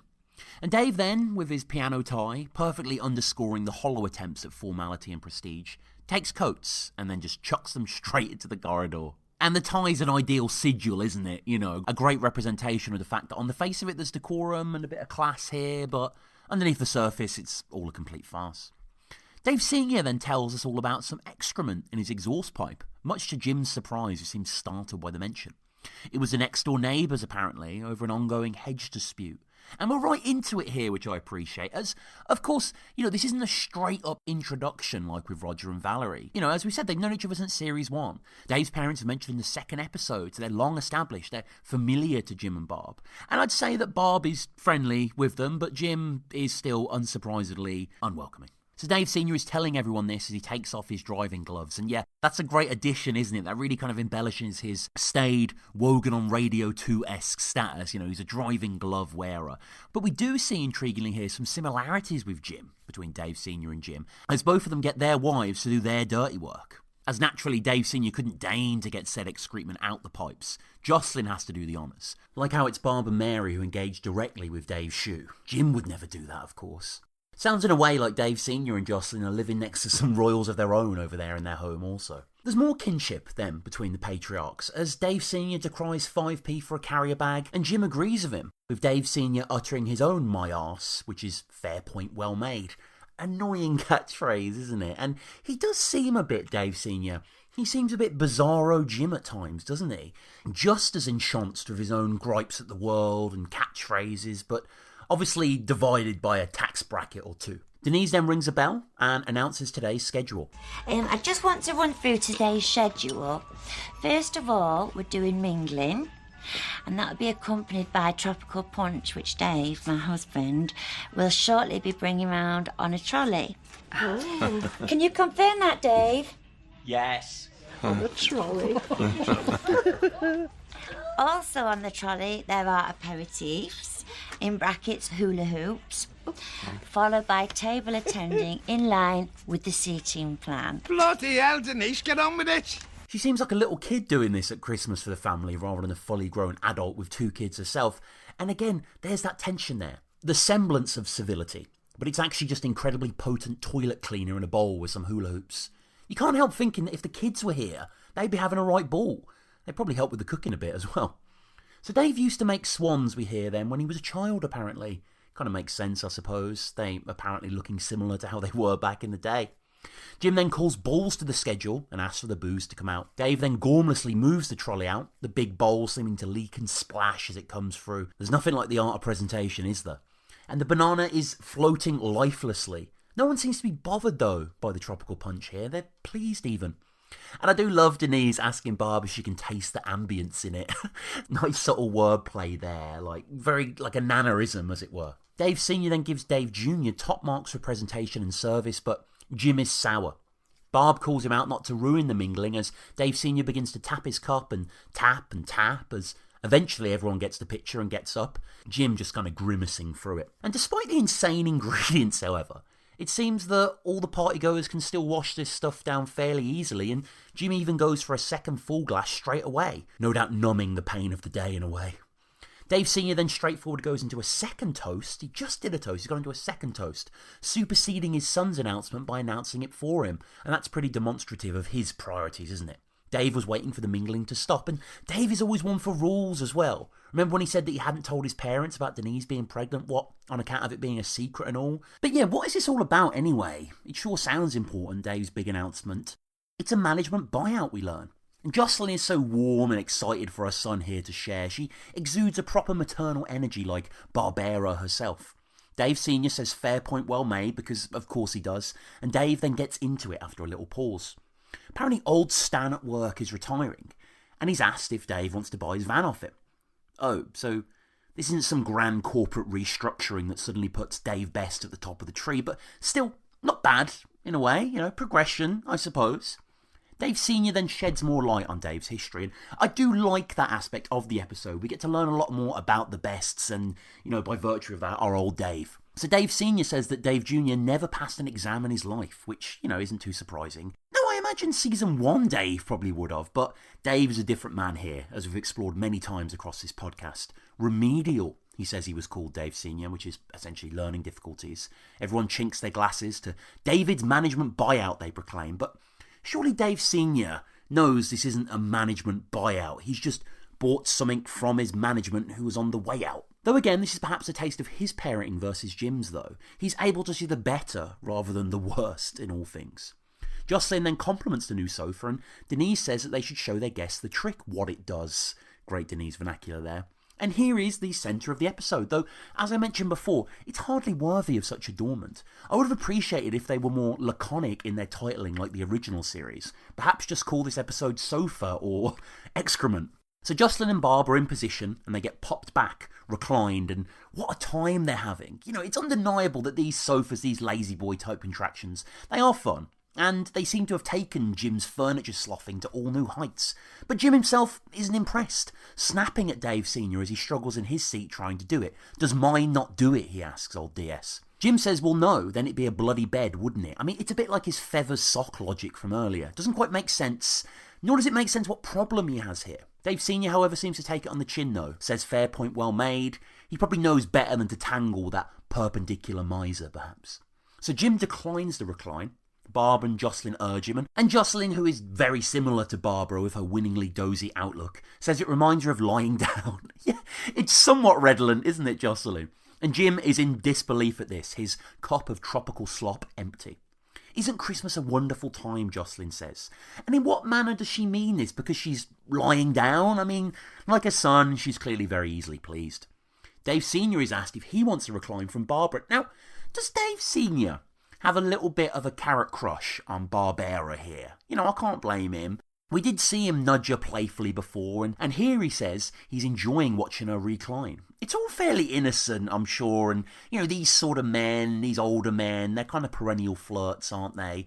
And Tom Courtenay, just terrific in this role. I just want to say that again. I love his performance here. He seems to really languish within the fuddy-duddiness incarnate within Dave Sr. and really push it to new heights. And if you've seen him in other roles, like some of the films I mentioned prior, you'll know that he's so skillful, he's so chameleonic in his depictions.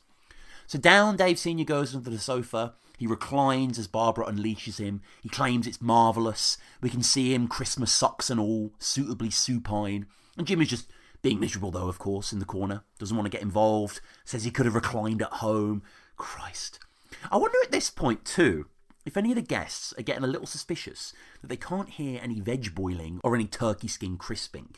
The three of them, though, don't seem to care, don't have a care in the world. They seem lost in this new sofa. Dave Sr. then swaps onto the other chair, and Jocelyn screams like she's on a roller coaster. Jim just kind of gazing in pain, cringing. Dave Sr., though, seems to be near abusing the mechanism, straddling back and forth. It's wearing him out. He's jerking like a Thunderbirds puppet. Do you want to recline, David Senior? Oh, no, I'm all right, Barbara. I'm enjoying watching you recline. Oh, go on. Have a recline. Go on. Oh, well, if you insist. Let's just take a step back here to just think about the episode as a whole. It's just a bit odd, isn't it? The episode entirely, kind of what the show has become. It's like a band taking on a whole new sound or something. It's the same on the surface, but so irrevocably different. Denise then asks Dave to come into the kitchen, and as he enters, she has her arms folded, annoyed. He's not doing what he should be, apparently. What are you doing in there, Dave? Mingling. Mingling? They're supposed to be mingling. You're not supposed to be mingling. Well, I was only listening to the mingling. They could be mingling without you listening to them mingling. Well, when can I do mingling? You've done mingling. No more mingling. Well, shall I get the turkey? Yes, get the turkey. Don't go, let me just see.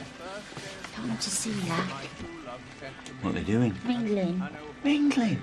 Very Seinfeldian idea there. The joke is that they're repeating the word mingling back and forth in slightly different contexts, rather than anything actually funny being said. Like, I do like Seinfeld, but it certainly isn't the greatest show ever that some proclaim, in my opinion anyways. I mean, Royal Family is. Royal Family's the master of that domain. But anyway, we're speaking on a new sofa, aren't we? So Dave goes to get the turkey.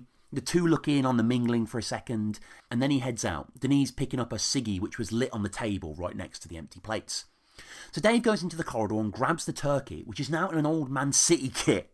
It's funny to think at this point as well that Man City as a team, they were kind of in their transitional phase prior to the Guardiola and Aguero, and all that like. So Dave brings in the turkey and plonks it on the kitchen table, getting castigated for putting it on the cups of soups.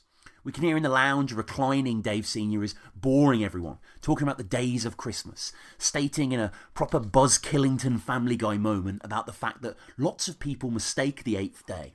It crawls on gruelingly as he finally settles on 12 drummers drumming. We then cut to the stork butter in the pan and move to Dave chiselling into the ice turkey like he's trying to break out a Shawshank or something. Back in the lounge, everyone's singing carols, bar Jim of course, and then Dave is cut back to, straight soaring into the flesh of the thing. I mean, my word, he's really labouring, as if that'll help at all.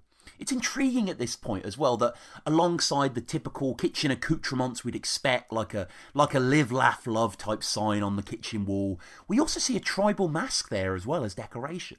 I wonder whose choice that was. No, really, who out of Dave and Denise would have picked that? I mean, the rest of the apartment is so typically Hunnish that this splash of cultural curiosity, it really sticks out. So the singing continues next door, and in the kitchen, Denise is using some hair straighteners. Dave has a drill out with goggles, attempting to... I don't really know what he's trying to do here now. He's slicing clearly, but it isn't cooked. It's kind of an apt metaphor for this episode in a sense, isn't it? This, where they are on the show, trying to get another slice cut off the golden goose, but it's not really giving. Denise watches on a bit concerned, still doing her hair, and the sound of the drill permeates into next door as days of Christmas continue to be sung. Jocelyn and Dave Sr. both reclining as they do. Jim is then shown supping the bowl, the tropical bowl, right to its last dregs, leaving just the sodden banana at the bottom. Oof. Not all is lost though, as then the big man himself enters, Twiggy. Now, I'm sure Twiggy wouldn't decline that bit of fruit, what with him eating any old shite and that, but he has brought some drink of his own. 2 bottles of spirits with the shock-giving stoppers still on, straight from the back of a bar, clearly. He says he would have got more, but the dog started barking, so he had to leg it. And Twiggy can't run that fast, I imagine, either.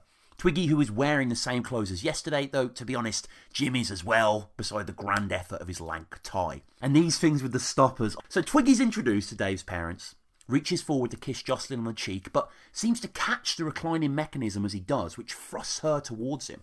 And this is the first time all episode that we see Jim actually laugh. I mean, of course, it's someone else's slight misfortune. Twiggy embraces Barb and is then introduced to essentially his polar opposite on the planet. Twiggy meets Dave Sr., who shakes his hand and grabs his arm slightly, pulling him near. Dave Sr., he says, 4 years in the RAF, 30 years in the Prudential, and 40 years in the doghouse with my wife, Jocelyn. Something Jocelyn laughs at and Twig sort of takes with a guffaw. So Dave Sr. didn't work at Duggan's then. There was no disability allowance, no bone disease. I mean, again, who cares? But it's just something we've got to keep note of, isn't it? And it is interesting to reflect on what Dave Sr. said. And you can imagine Twiggy maybe introducing himself on similar terms on another day. Twiggy... I just realised we never actually know what Twiggy's name is, do we? Twiggy, 5 years in Strange Ways, 6 years in Wandsworth, 40 years fighting the law, etc. And just a bit on Dave Sr.'s employment while he was with the RAF, so that's interesting. That puts him in a certain time and place, a certain discipline.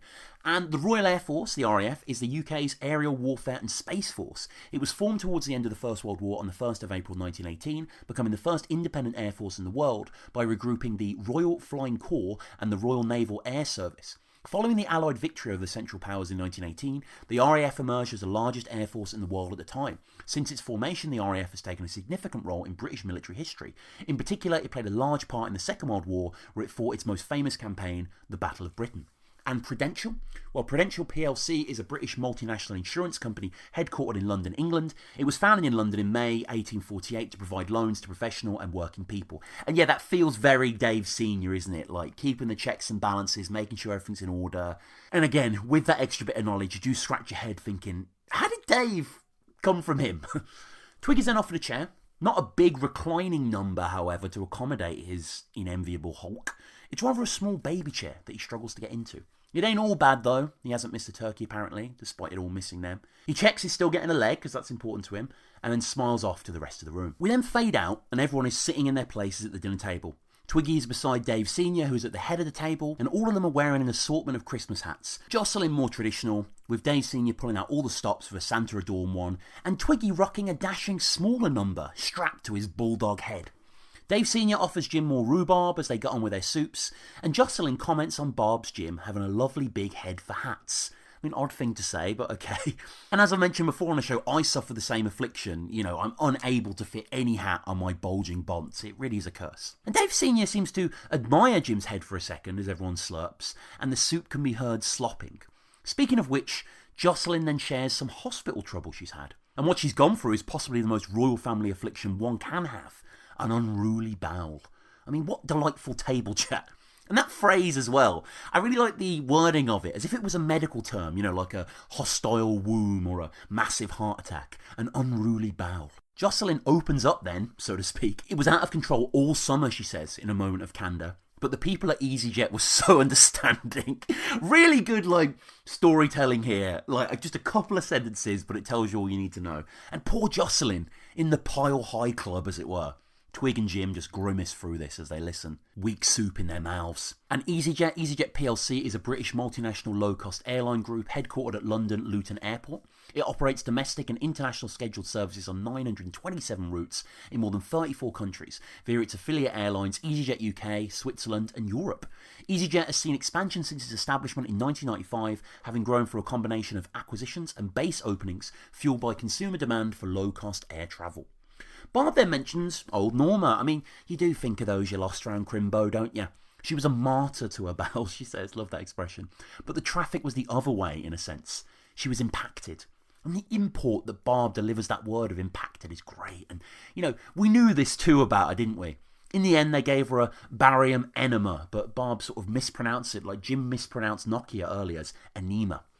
And a barium enema, well, this is according to the NHS website, it's a test that helps to highlight the large bowel so it can be clearly seen on an X-ray. During the test, a white liquid called barium is passed into your bowel through your bottom. A barium enema may be requested by any doctor who thinks you might have a problem with your bowel, including your GP. And Barbara says that they found things lodged up there since the early 60s. I mean, she's joking, right?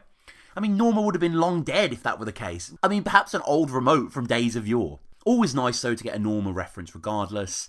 And Jocelyn's laugh here is terrific too. Just feels real and engaged. My mum was a martyr to her bowels, wasn't she, Jim? But she was the other way. Impacted. Oh. Yeah. Oh. In the end, they gave her a barium enema. Mm. Do you know, they found things that were lodged up there since the early 60s. Barbara? Yeah? She sounds like a wonderful woman. Oh, thank you, David Senior. Dave Sr. then says, perhaps on the basis of a rectal resistance, that Norma sounds like a wonderful woman. And Barbara seems warmed by this, which is all that really matters, though. Denise then offers bread from a little service hatch to much acclaim, asking if people want oblongs or triangles. The families get their orders in. Barbara says she wants triangles like Jocelyn. Kind of like how Norma wanted to sit next to Valerie, you know. Christmas just brings people together, doesn't it? Dave Sr. though wants to be difficult and have both, but apparently that would cause a major issue, as it would mean there would be some left over. So he pauses for a second, trying to compute. This prudential man, no doubt used to facts and figures, and then gets Jocelyn involved, who refuses and just sticks to triangles. Dave Sr. asks Jim to go Dutch, sweetens the offer with a little jiggle, but Jim of course has zilch time for this. So do we, kind of, as an audience member. It's a bit like the mingling joke before, where here the joke is just oblong and triangle anaphora, you know, the kind of inaneness of it, rather than anything actually biting or clever. So Jim just asks for the bloody loaf love, and starts to distribute the roughly cut slices, Twiggy eagerly looking on. Jim just gives him the old oblongo, as he says to Twiggle, and then we turn our focus to Jocelyn and Barbara. Jocelyn is talking about her satellite TV. They, like Dave and Denise, have Sky Plus, and they're Sky Plussing the Queen, meaning the speech. And this scene that we're in now, that we'll see out the majority of the episode, is something very old school royal family, isn't it? Everyone just sitting down and talking.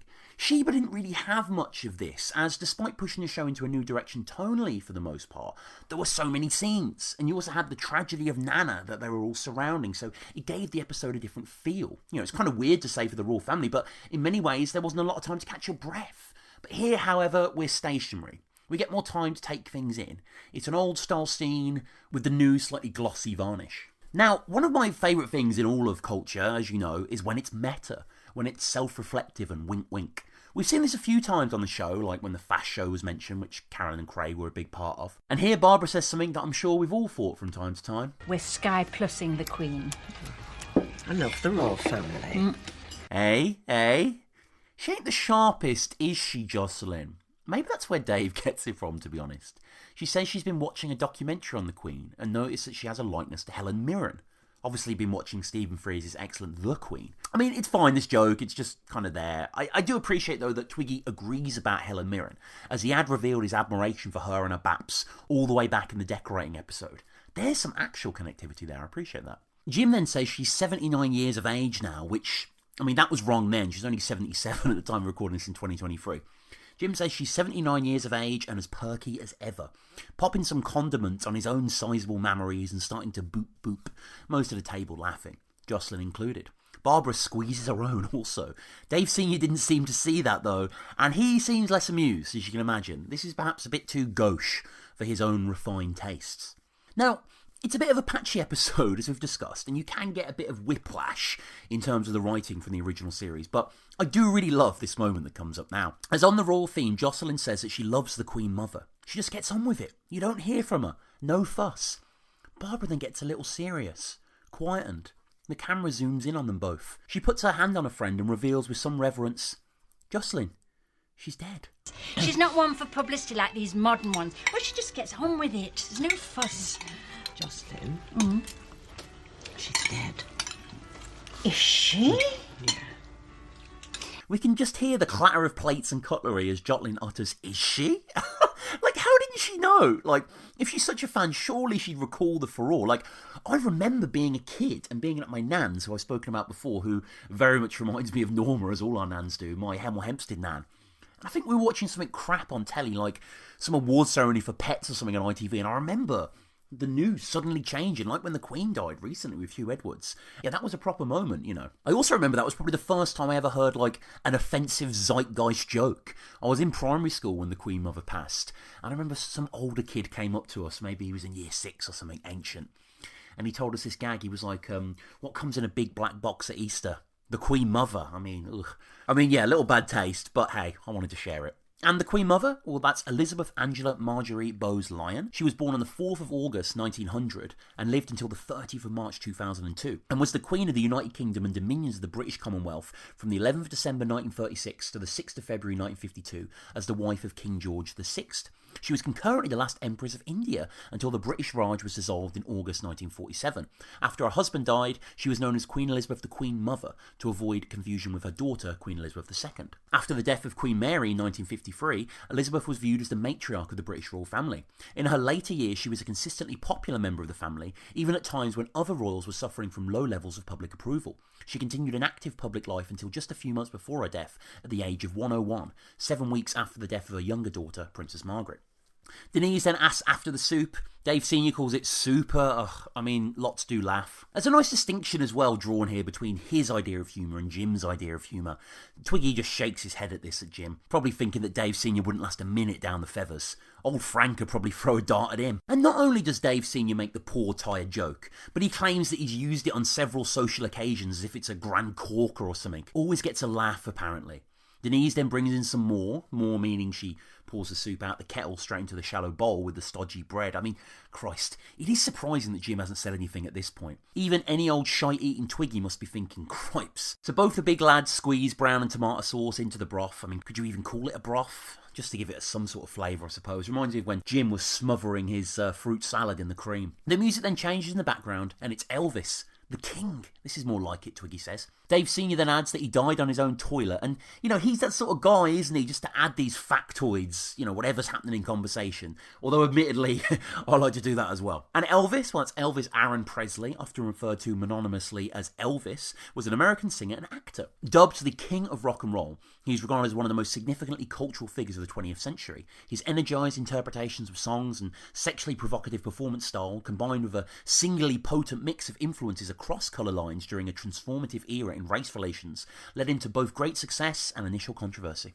And Dave Sr.'s been saying a lot of lame stuff lately, but Jim then comes in, admittedly, with a pretty funny line. You'd hate to down somebody else's toilet, wouldn't you, Barbara? It's nothing like your own toilet for dying on. Yeah, fair point, well made, Barbara. Strange, isn't it, all them number ones? And yet it was a number 2 that killed him.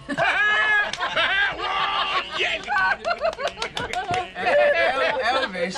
It's clever there, you know, Twiggy erupts, Jim pumps his fist. Bit bit of a battle now between the two heads of the family, and we don't really get much of Dave here, in shot or otherwise, for most of this. Dave Sr. doesn't laugh at the genuinely funny line, but just comes with more Elvis stuff. He was a twin, he shares. Well, in the womb he was. And Barbara then asks if Jocelyn had any twins in the family. She didn't, apparently, but supposedly she didn't, but apparently Dave had an imaginary twin. And, it's really hard now for me not to see Dave in these scenes as just Malcolm from Mrs. Merton and Malcolm, the boy who never grew up, as it were. They were inseparable, we hear, Dave and his imaginary twin, which is funny, really, not an imaginary friend, but to go even further than that. But eventually it came to an end. Apparently they had a massive falling out. Dave is then revealed, so much Dave history here. Dave is then revealed to have been a bedwetter, which is apparently something that runs in the family, as it were, well, through the sheets, as the Bests had a whole lineage of bedwetters going in their family tree, going back to Dave's great-great pissing grandfather. Twig and Jim just kind of listen to this a bit like, sure, I mean, you've got to be on Jim's side in this war, really. Dave Sr. isn't that bad, but then there's just the stuff like this, which is more Nana territory in its indulgent, non-sequitur nature. It's kind of inexcusable, especially at Crimbo. Dave Sr. asks if there's any wetters in Jim's family, and all Jim can do is grumble, quite annoyed. Apparently, he didn't used to have a stigma attached to it, bedwetting, but yeah, I mean, it's nothing to be ashamed of, I'll say, but it's not exactly riveting dinner conversation either, is it? Dave is then pulled from the table into the kitchen by a snivelling Denise, and we pan across to the table in the kitchen, which compared to the Sunday lunch majesty that Barb prepared way back in Sunday dinner, we now see a big lump of stork on some carrot crush. The tropical punch is also there. There's an ashtray, some watery gravy, and a few open boxes of cuppa soup and some scorched Mary Pipers. Denise is really upset and she can barely get her words out, a Santa decoration flashing outside the window behind. She does also point out that the turkey itself is too big to even get in the oven in the first place, which is another mistake on top of everything else. But who's really keeping count at this point? All Dave wants to do, she says, is to be in there mingling with his piano tie, apparently. He's not a man either, because of the triangle and oblong ideas. And Denise just keeps going, and I can't help but feeling this scene should have been funnier. I mean, we did quote Tom Courtenay earlier, who was talking about her performance in it, and I don't know if it's Carolyn's performance or the real lack of jokes, but it doesn't really work for me. It kind of lags. It doesn't really reach any kind of satisfying release, like these ranty scenes in comedies tend to. I mean, Jim is far better at this type of stuff, I have read other reviews of people enjoying this moment as a highlight of the episode, but I don't know, for me, it's okay. It's, maybe I'm too much of a purist. Dave's doing a bloody turkey that we can't get in the oven, and only got 2 legs, and everybody wanted a leg off of that turkey, and all you're doing is mingling in your piano ties. All you want to be in there mingling with that bloody piano tie. Everybody, Jay, mingle best. That's what you should be. Mingling should be in middle name, and no, not a man. Because when I said who wants triangles and who wants oblongs, any man would have said, oh, just have oblongs, or just have triangles. Oh no, and then you never ever have triangles, but just... All she wanted was the happiest day of her life, right? But now all Denise wanted was a day like Nigella's. And then quite simply and tenderly, Dave just hugs his wife, and she cries further. It still can be Denise, he says, amidst this bomb site wreckage of a kitchen. Back in the lounge now, the 5 of them are staring at the kitchen a bit awkwardly. Denise's sobs can still be heard. Dave then comes through with her and they make an announcement on their mistakes and how the timings have gone wrong. Of course, none of them mind. They encourage her to bring it out anyway. Still perhaps not suspicious that they can't smell any cooking meat, but, anyway, the 2 re-enter then with the raw turkey and the crispy, igneous nuggets.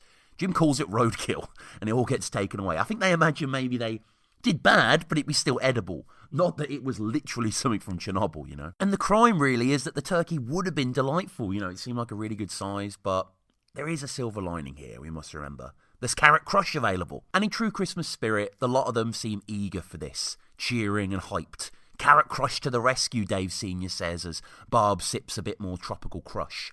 It all gets dolloped out, the carrot crush, but Dave Sr., he can't stand not having himself involved somewhere. He asks for a toast again for his homegrown carrots. I mean, give it a rest. But Jim certainly isn't, saying toast my arse. Christmas without a turkey, he says. So yeah, it didn't last too long, did it? That festive feeling fleeting. The stork is still in the bowl, unmelted, and Dave Sr. then comments on how the carrots are all down to the manure, and Barbara ums along, saying she can really taste it. My arse indeed. Dave then dishes out the gravy, and it's so watery, this gravy. There's lots of gross out food stuff in this episode, which feels more like Farrelly Brothers than the territory the show traditionally touches. There's some corn flour needed in the gravy at least, I'll say that for sure. Jocelyn says that she doesn't want to embarrass Denise, but comments on how delicious the carrot crush is. Denise does seem delighted with this and G'd up, but when she asks if anyone wants any more, they of course decline straight up. It's very filling apparently. Then poor, naive Dave Sr. asks Twiggy what line of work he's in.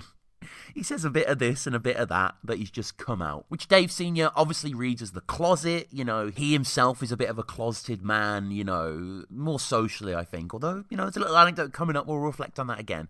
But yeah, he asks Twiggy what line of work he's in, doesn't get it, reads closet as gay, says him and Jocelyn always voted for Biggins in the Jungle and don't miss any Gok-Wan. I mean, what allies these people are, eh?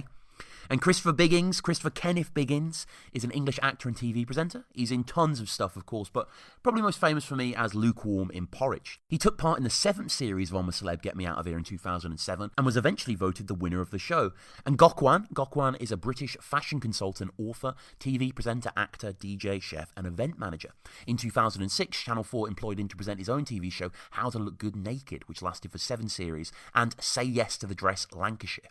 Moving into other genres, he presented a series of documentaries on social problems among young people, drawing on his personal battles with obesity and homophobia, and he also presented Chinese cooking shows entitled Gok Cooks Chinese and Gok's Chinese Takeaway. So Jim corrects David Sr. here that Twiggy means prison, and his faux pas gets a laugh out of everyone, Twiggy included. Dave Sr. seems to touch Twiggy's arm here, and it's a bit of a weird gesture, but I guess it's just to say I'm sorry. We see it with Michelle, isn't it, when she says, who's the old bag in there, when she says that to Barbara in the christening episode. So, I guess they're all hopped up on tropical juice at the moment as well, mine. So, things are just flying freely. Jocelyn then says she loves prison films. Anything with anyone being captured. Mentions The Birdman of Alcatraz, and Jim heaps particular praise on Burt Lancaster here. And The Birdman of Alcatraz, well, that's a 1962 American biographical drama directed by John Frankenheimer and starring Burt Lancaster. It is a largely fictionalized version of the life of Robert Stroud, who was sentenced to solitary confinement having killed a prison guard. A federal prison inmate, he became known as the Birdman of Alcatraz because of his studies of birds, which had taken place when he was incarcerated at Leavenworth Prison. He was never allowed to keep any birds in jail, and when moved to Alcatraz, he was never allowed to keep any birds there either.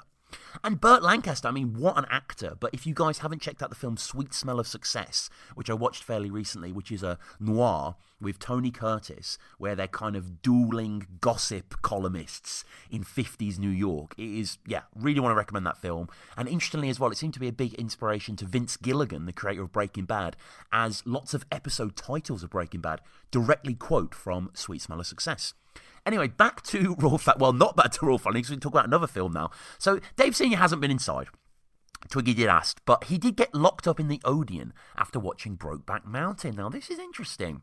He says he had to forage away throughout the night for bits of popcorn. Now, what is the implication here? Because Brokeback Mountain, very much at this time, it had been out for a few years, was the punchline, wasn't it? You could just say Brokeback Mountain and people would titter, for whatever reason. But is the implication that he was watching it late night? And why would he have fell asleep? Did he not want to be seen there? Did he have a wank? I mean, am I going too far here? But did he fall asleep after that? I don't think that's true.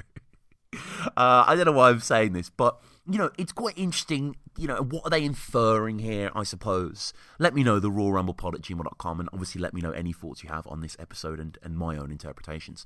And Brokeback Mountain, I mean, I love the film Brokeback Mountain. I think it's a fucking modern classic. It's a 2005 American neo-Western romantic drama directed by Ang Lee. The film stars Heath Ledger, Jake Gyllenhaal, Anne Hathaway, and Michelle Williams, and depicts the complex romantic relationship between two American cowboys, Ennis Del Mar and Jack Twist, in the American West from 1963 to 1983. Brokeback Mountain was subject to controversies. It's lost to Crash for the Academy Award for Best Picture. Subsequent censorship and criticism from conservative media outlets received significant attention. The sexuality of the main characters has been subject to discussion. Brokeback Mountain has also been regarded as a turning point for the advancement of queer cinema into the mainstream. And yeah, it is absolutely marvellous film, beautiful, tender movie, and the fact that it lost to Crash. I remember at the time when it lost to Crash, and I was like, okay, I have to watch this Crash. Apparently it's better than Brokeback. Crash is an awful film on retrospect. Word to Matt Dillon and all that, but still, ugh. Jocelyn then mentioned something else, something very interesting here, that you wouldn't imagine Dave's mom doing this, but she mentioned that she had a death row pen pal. I mean, this is really taking a turn. Although pen pals were mentioned in Sheba with Cheryl, I guess. So yeah, Jocelyn has his pen pal. He battered 7 women, but he had beautiful handwriting.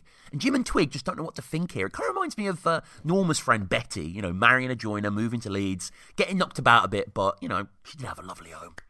We then hear about Dave Sr. and Jocelyn's cat, which has Alzheimer's. Doesn't even recognise them, apparently. And they don't seem to have much luck with pets, do they? They're quite hapless in that regard. The dog committing suicide and all.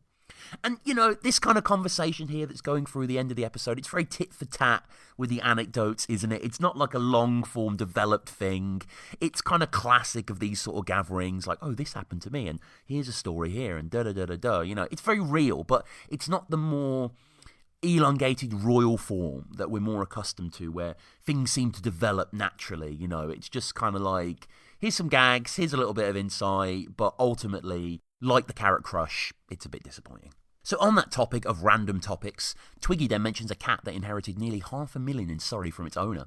Jim compares its riches to their crap Christmas dinner and laments the fact that it will be dining out on John West tuna.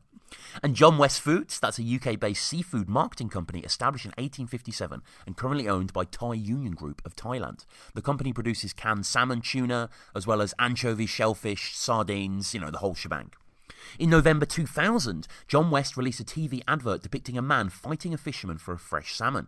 The video was viewed over 300 million times. The video campaign won multiple advertising industry awards, and it is a fantastic advert. So when I was doing a bit of research about John West, I was like, oh yeah, I remember this.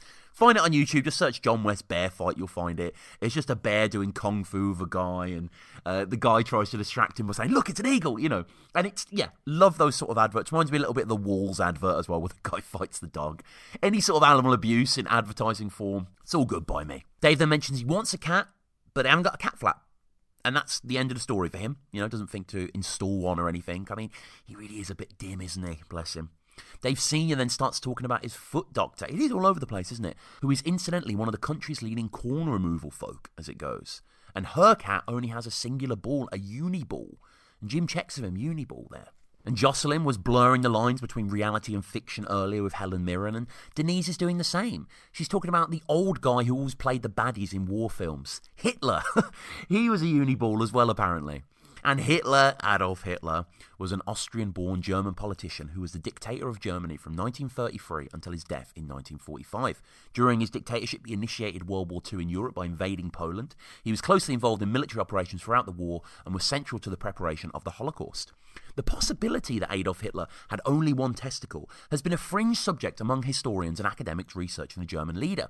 The rumour may be an urban myth, possibly originating from the contemporary British military song, Hitler has only got one ball. Now, Robert G.L. Waite, in his book The Psychopathic God, Adolf Hitler from 1978, accepted the accuracy of this evidence. Quote, since the matter is of considerable importance to the psychological development of Hitler from infancy onward, let us pause here and come to grips with the problem of the Führer's testicles.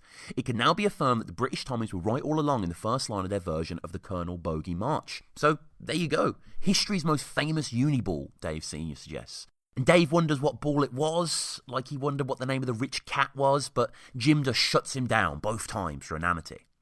And there's then a brief section on the foot doctor's husband who passed away in August. No, Aldi. He had been suffering from deja vu for many years, which feels almost like a brass eye joke, or something Nana would say. Kind of like how, what airline, Heathrow, that kind of thing. He was corn-free, though. And that starts then a big sing-along of Born Free, with Jim and Twiggy using their condiment squeezers as microphones. Everyone joins in loudly, properly expressing themselves, and the two of them then squirt more sauce into the gravy gruel. And Born Free, well, that's a popular song with music by John Barry and lyrics by Don Black. It was written for the 1966 film of the same name and won an Academy Award for Best Original Song. We then cut from this singing to Jim's banjo. He must have brought it. Didn't see it on the way in. Maybe they've got one, I'm not sure. I mean, who cares? Rudolph the Red-Nosed Reindeer is being played, and as we pan out, we can see not only Jim, but Barb and Jocelyn are providing percussion with a small tambourine and spoons. Twiggy has a drum and a little mouth harp, and, Geoffrey Hughes was known for being a bit of a musician, getting on stage at Cropredy with Fairport and the like, so, it's nice to see him embellishing this. The camera then moves across from the abortion of a Christmas spread, all gin bottles and stork butter and ashtrays. In the kitchen, Dave and Denise are dancing, which is fun, and then another instrument can be heard. Dave Sr. is playing a ukulele, quite nicely, I might add. He then sits between Barb and his wife, playing further, with Dave also up there on the reclining edge. And the ukulele, also known as a uke, is a member of the lute family of instruments of Portuguese origin and popularised in Hawaii. It generally employs 4 nylon strings. The tone and volume of the instrument vary with size and construction, and ukuleles commonly come in 4 sizes: soprano, concert, tenor, and baritone. So he's playing along, and Twig and Jim are kind of laughing at him, but, he isn't bad or anything. He's no more offensive than Jim, and, Jim's good, as we've established. I really like Jim's banjo playing and singing. And Denise then gets down and everyone applauds. And maybe Jim and Twig actually don't mind it. I think they just find the situation comical, Good old Dave Sr., Jim says there, the only positive thing we've ever heard him say in this episode to him, maybe ever. And he says that with his banjo strung across his belly. He then goes over to the guys, Dave Sr., and says, why don't we have a Dave Sr., Twiggo, Jimbo, Jamboree? And I love how much music is in this show, is in the Royle family. So they crack into Santa Claus is coming to town, and they all get involved, and, it's nice here. It's a nice kind of familial ending to a fairly fractious gathering, at least in terms of the cuisine. And the camera then moves from them and ends on Norma, on the bulb, blown up, smiling. So we then fade out from this to Barb and Jim in bed together, which, we rarely see. In fact, it was only at the start of episode 5 when Dave and Denise came back arguing, and even then it's just Jim trying to sleep and Barb going on about a co-worker at the bakery. So they both say they enjoyed themselves. And, I like this shot. I like the way it's composed, the kind of muted colours of late night. Jim with his glasses off. There's some pleasant energy. Jim then asks Barb to wake him up early on Boxing Day, which is a bit of a surprise, because he wants to put some more excrement in Dave Sr.'s exhaust. Fair point, well made, Jimbo, Barb says to him, as if to acknowledge to him and to the whole audience that despite her pleasantries, she knows he's a bit of a rhubarb himself. Then they get down to the act of love. Something else we haven't really seen in the show. Barbara normally being too tired on Christmas Day to give Jim his present, as it were. And, they have referenced their sex life before in the show, in passing a few times. Beast my arse, which is a great line from Barb. Or it's the end of the second episode when Barbara asks Jim if he fancies an early night, and, he just says what's on TV and stuff like that. So, it's nice to see that this element is still there. They obviously still love each other. They obviously still fancy each other and care about each other. And they're then about to get down to business when suddenly Dave Sr. gets the last laugh as the O's turn to O, and Jim has to run nude out of the room to the toilet, where we actually get to see, after all these years of building, perhaps the biggest off-screen character, Jim's actual arse. It's far flatter than I imagined as well, to be honest, but still, nice to see, if nice is the right word. So out Jim staggers, and the rhubarb has done him in, like last time, the wine. And Jesus, that kind of came out of nowhere, didn't it? What a mood ruiner. And there we have it, with a laugh, with a little bit of comeuppance perhaps for Jim's miserly ways. The episode concludes there. And yeah, it's not terrible. I really like, I mentioned Simpsons at the start of the episode. There are later episodes of The Simpsons that I just flat out can't watch. I actually find it like cyanide in my eyes. This, not so much. The performances are all still great. And, it is awesome to see Jocelyn and Dave Sr. as well. They bring a lot to proceedings. I think, ultimately, you've just got to accept the fact that they wanted to do more episodes, and there was no way that they could just go back to the original era, because, in a way, the world around them has completely changed. It's weird, isn't it? Because there's basically a 10-year gap between the New Sofa and the start of the series. The series started in 1998. New Sofa was 2008. And those are more than a half what... And, that distance, that decade, that really is more than half a world away, Pre-mobile era, a more naive era. I'm just thinking, say, I'm recording this in 2023. 2013 doesn't feel that different to now, really, in the grand scheme of things. We still had smartphones. It was still all, hyper-connected and whatever. Where I feel like, them trying to recapture those old glories would probably fall even flatter than these episodes. And, yeah, look. It's an entertaining hour, and I think really that comes from, the joy of seeing these characters and spending time with them. It's still funny in places, and, it's not, badly put together at all. But I just think, we're coming from a place now where the opening 3 series up to Sheba are just godly. And it's just kind of, it's like seeing Michael Jordan at the Wizards. It's just kind of difficult to see something you love in a slightly different guise here. But still... had a really good time going through this. I don't know why I was so dawdling about early doors and whatever. I'll get there eventually, but I do owe it to this show to finish it. And, it's still really fun to put together. So let me know anyway what you think. All right, guys, and there you have it. That concludes the new sofa. So, as always, please get in touch with me, theroyalramblepod@gmail.com. We'll put all the links down below. Twitter is there if you want to follow us. iTunes, Spotify, Patreon, like I mentioned at the start of the episode. So, we've got the Mrs. Merton show Ramble on there now. The first episode is on there where I talk about Carolyn Ahern and Craig Cash in their early years and, the character she would do and Frank Sidebottom and how it got commissioned and, a lot of fun. And I also talk about the unaired pilot as well, the original pilot. So, yeah, that is there. Also, if you want to come on the Mrs. Merton show, Ramble, again, I need a better title for this, definitely. Reach out to me by email, buy the DVDs, check out the show in general, but buy the DVDs, see an episode you like, get in touch with me. Obviously, I'm doing it all in order, so veer towards Series 1.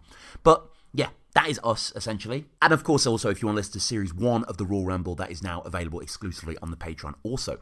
So, yeah, this has been Tom Quee, as ever. We'll be back, I don't know, month, 6 weeks, something like that, to talk about the Golden Egg Cup, where, they go to Prestatyn in Wales in a holiday caravan. But there's no chip pan and there's no TV, so it's a bit of a disaster. I'm sure you've seen it. So I'll be talking about that. But anyway, until then, I'm off to Darren's.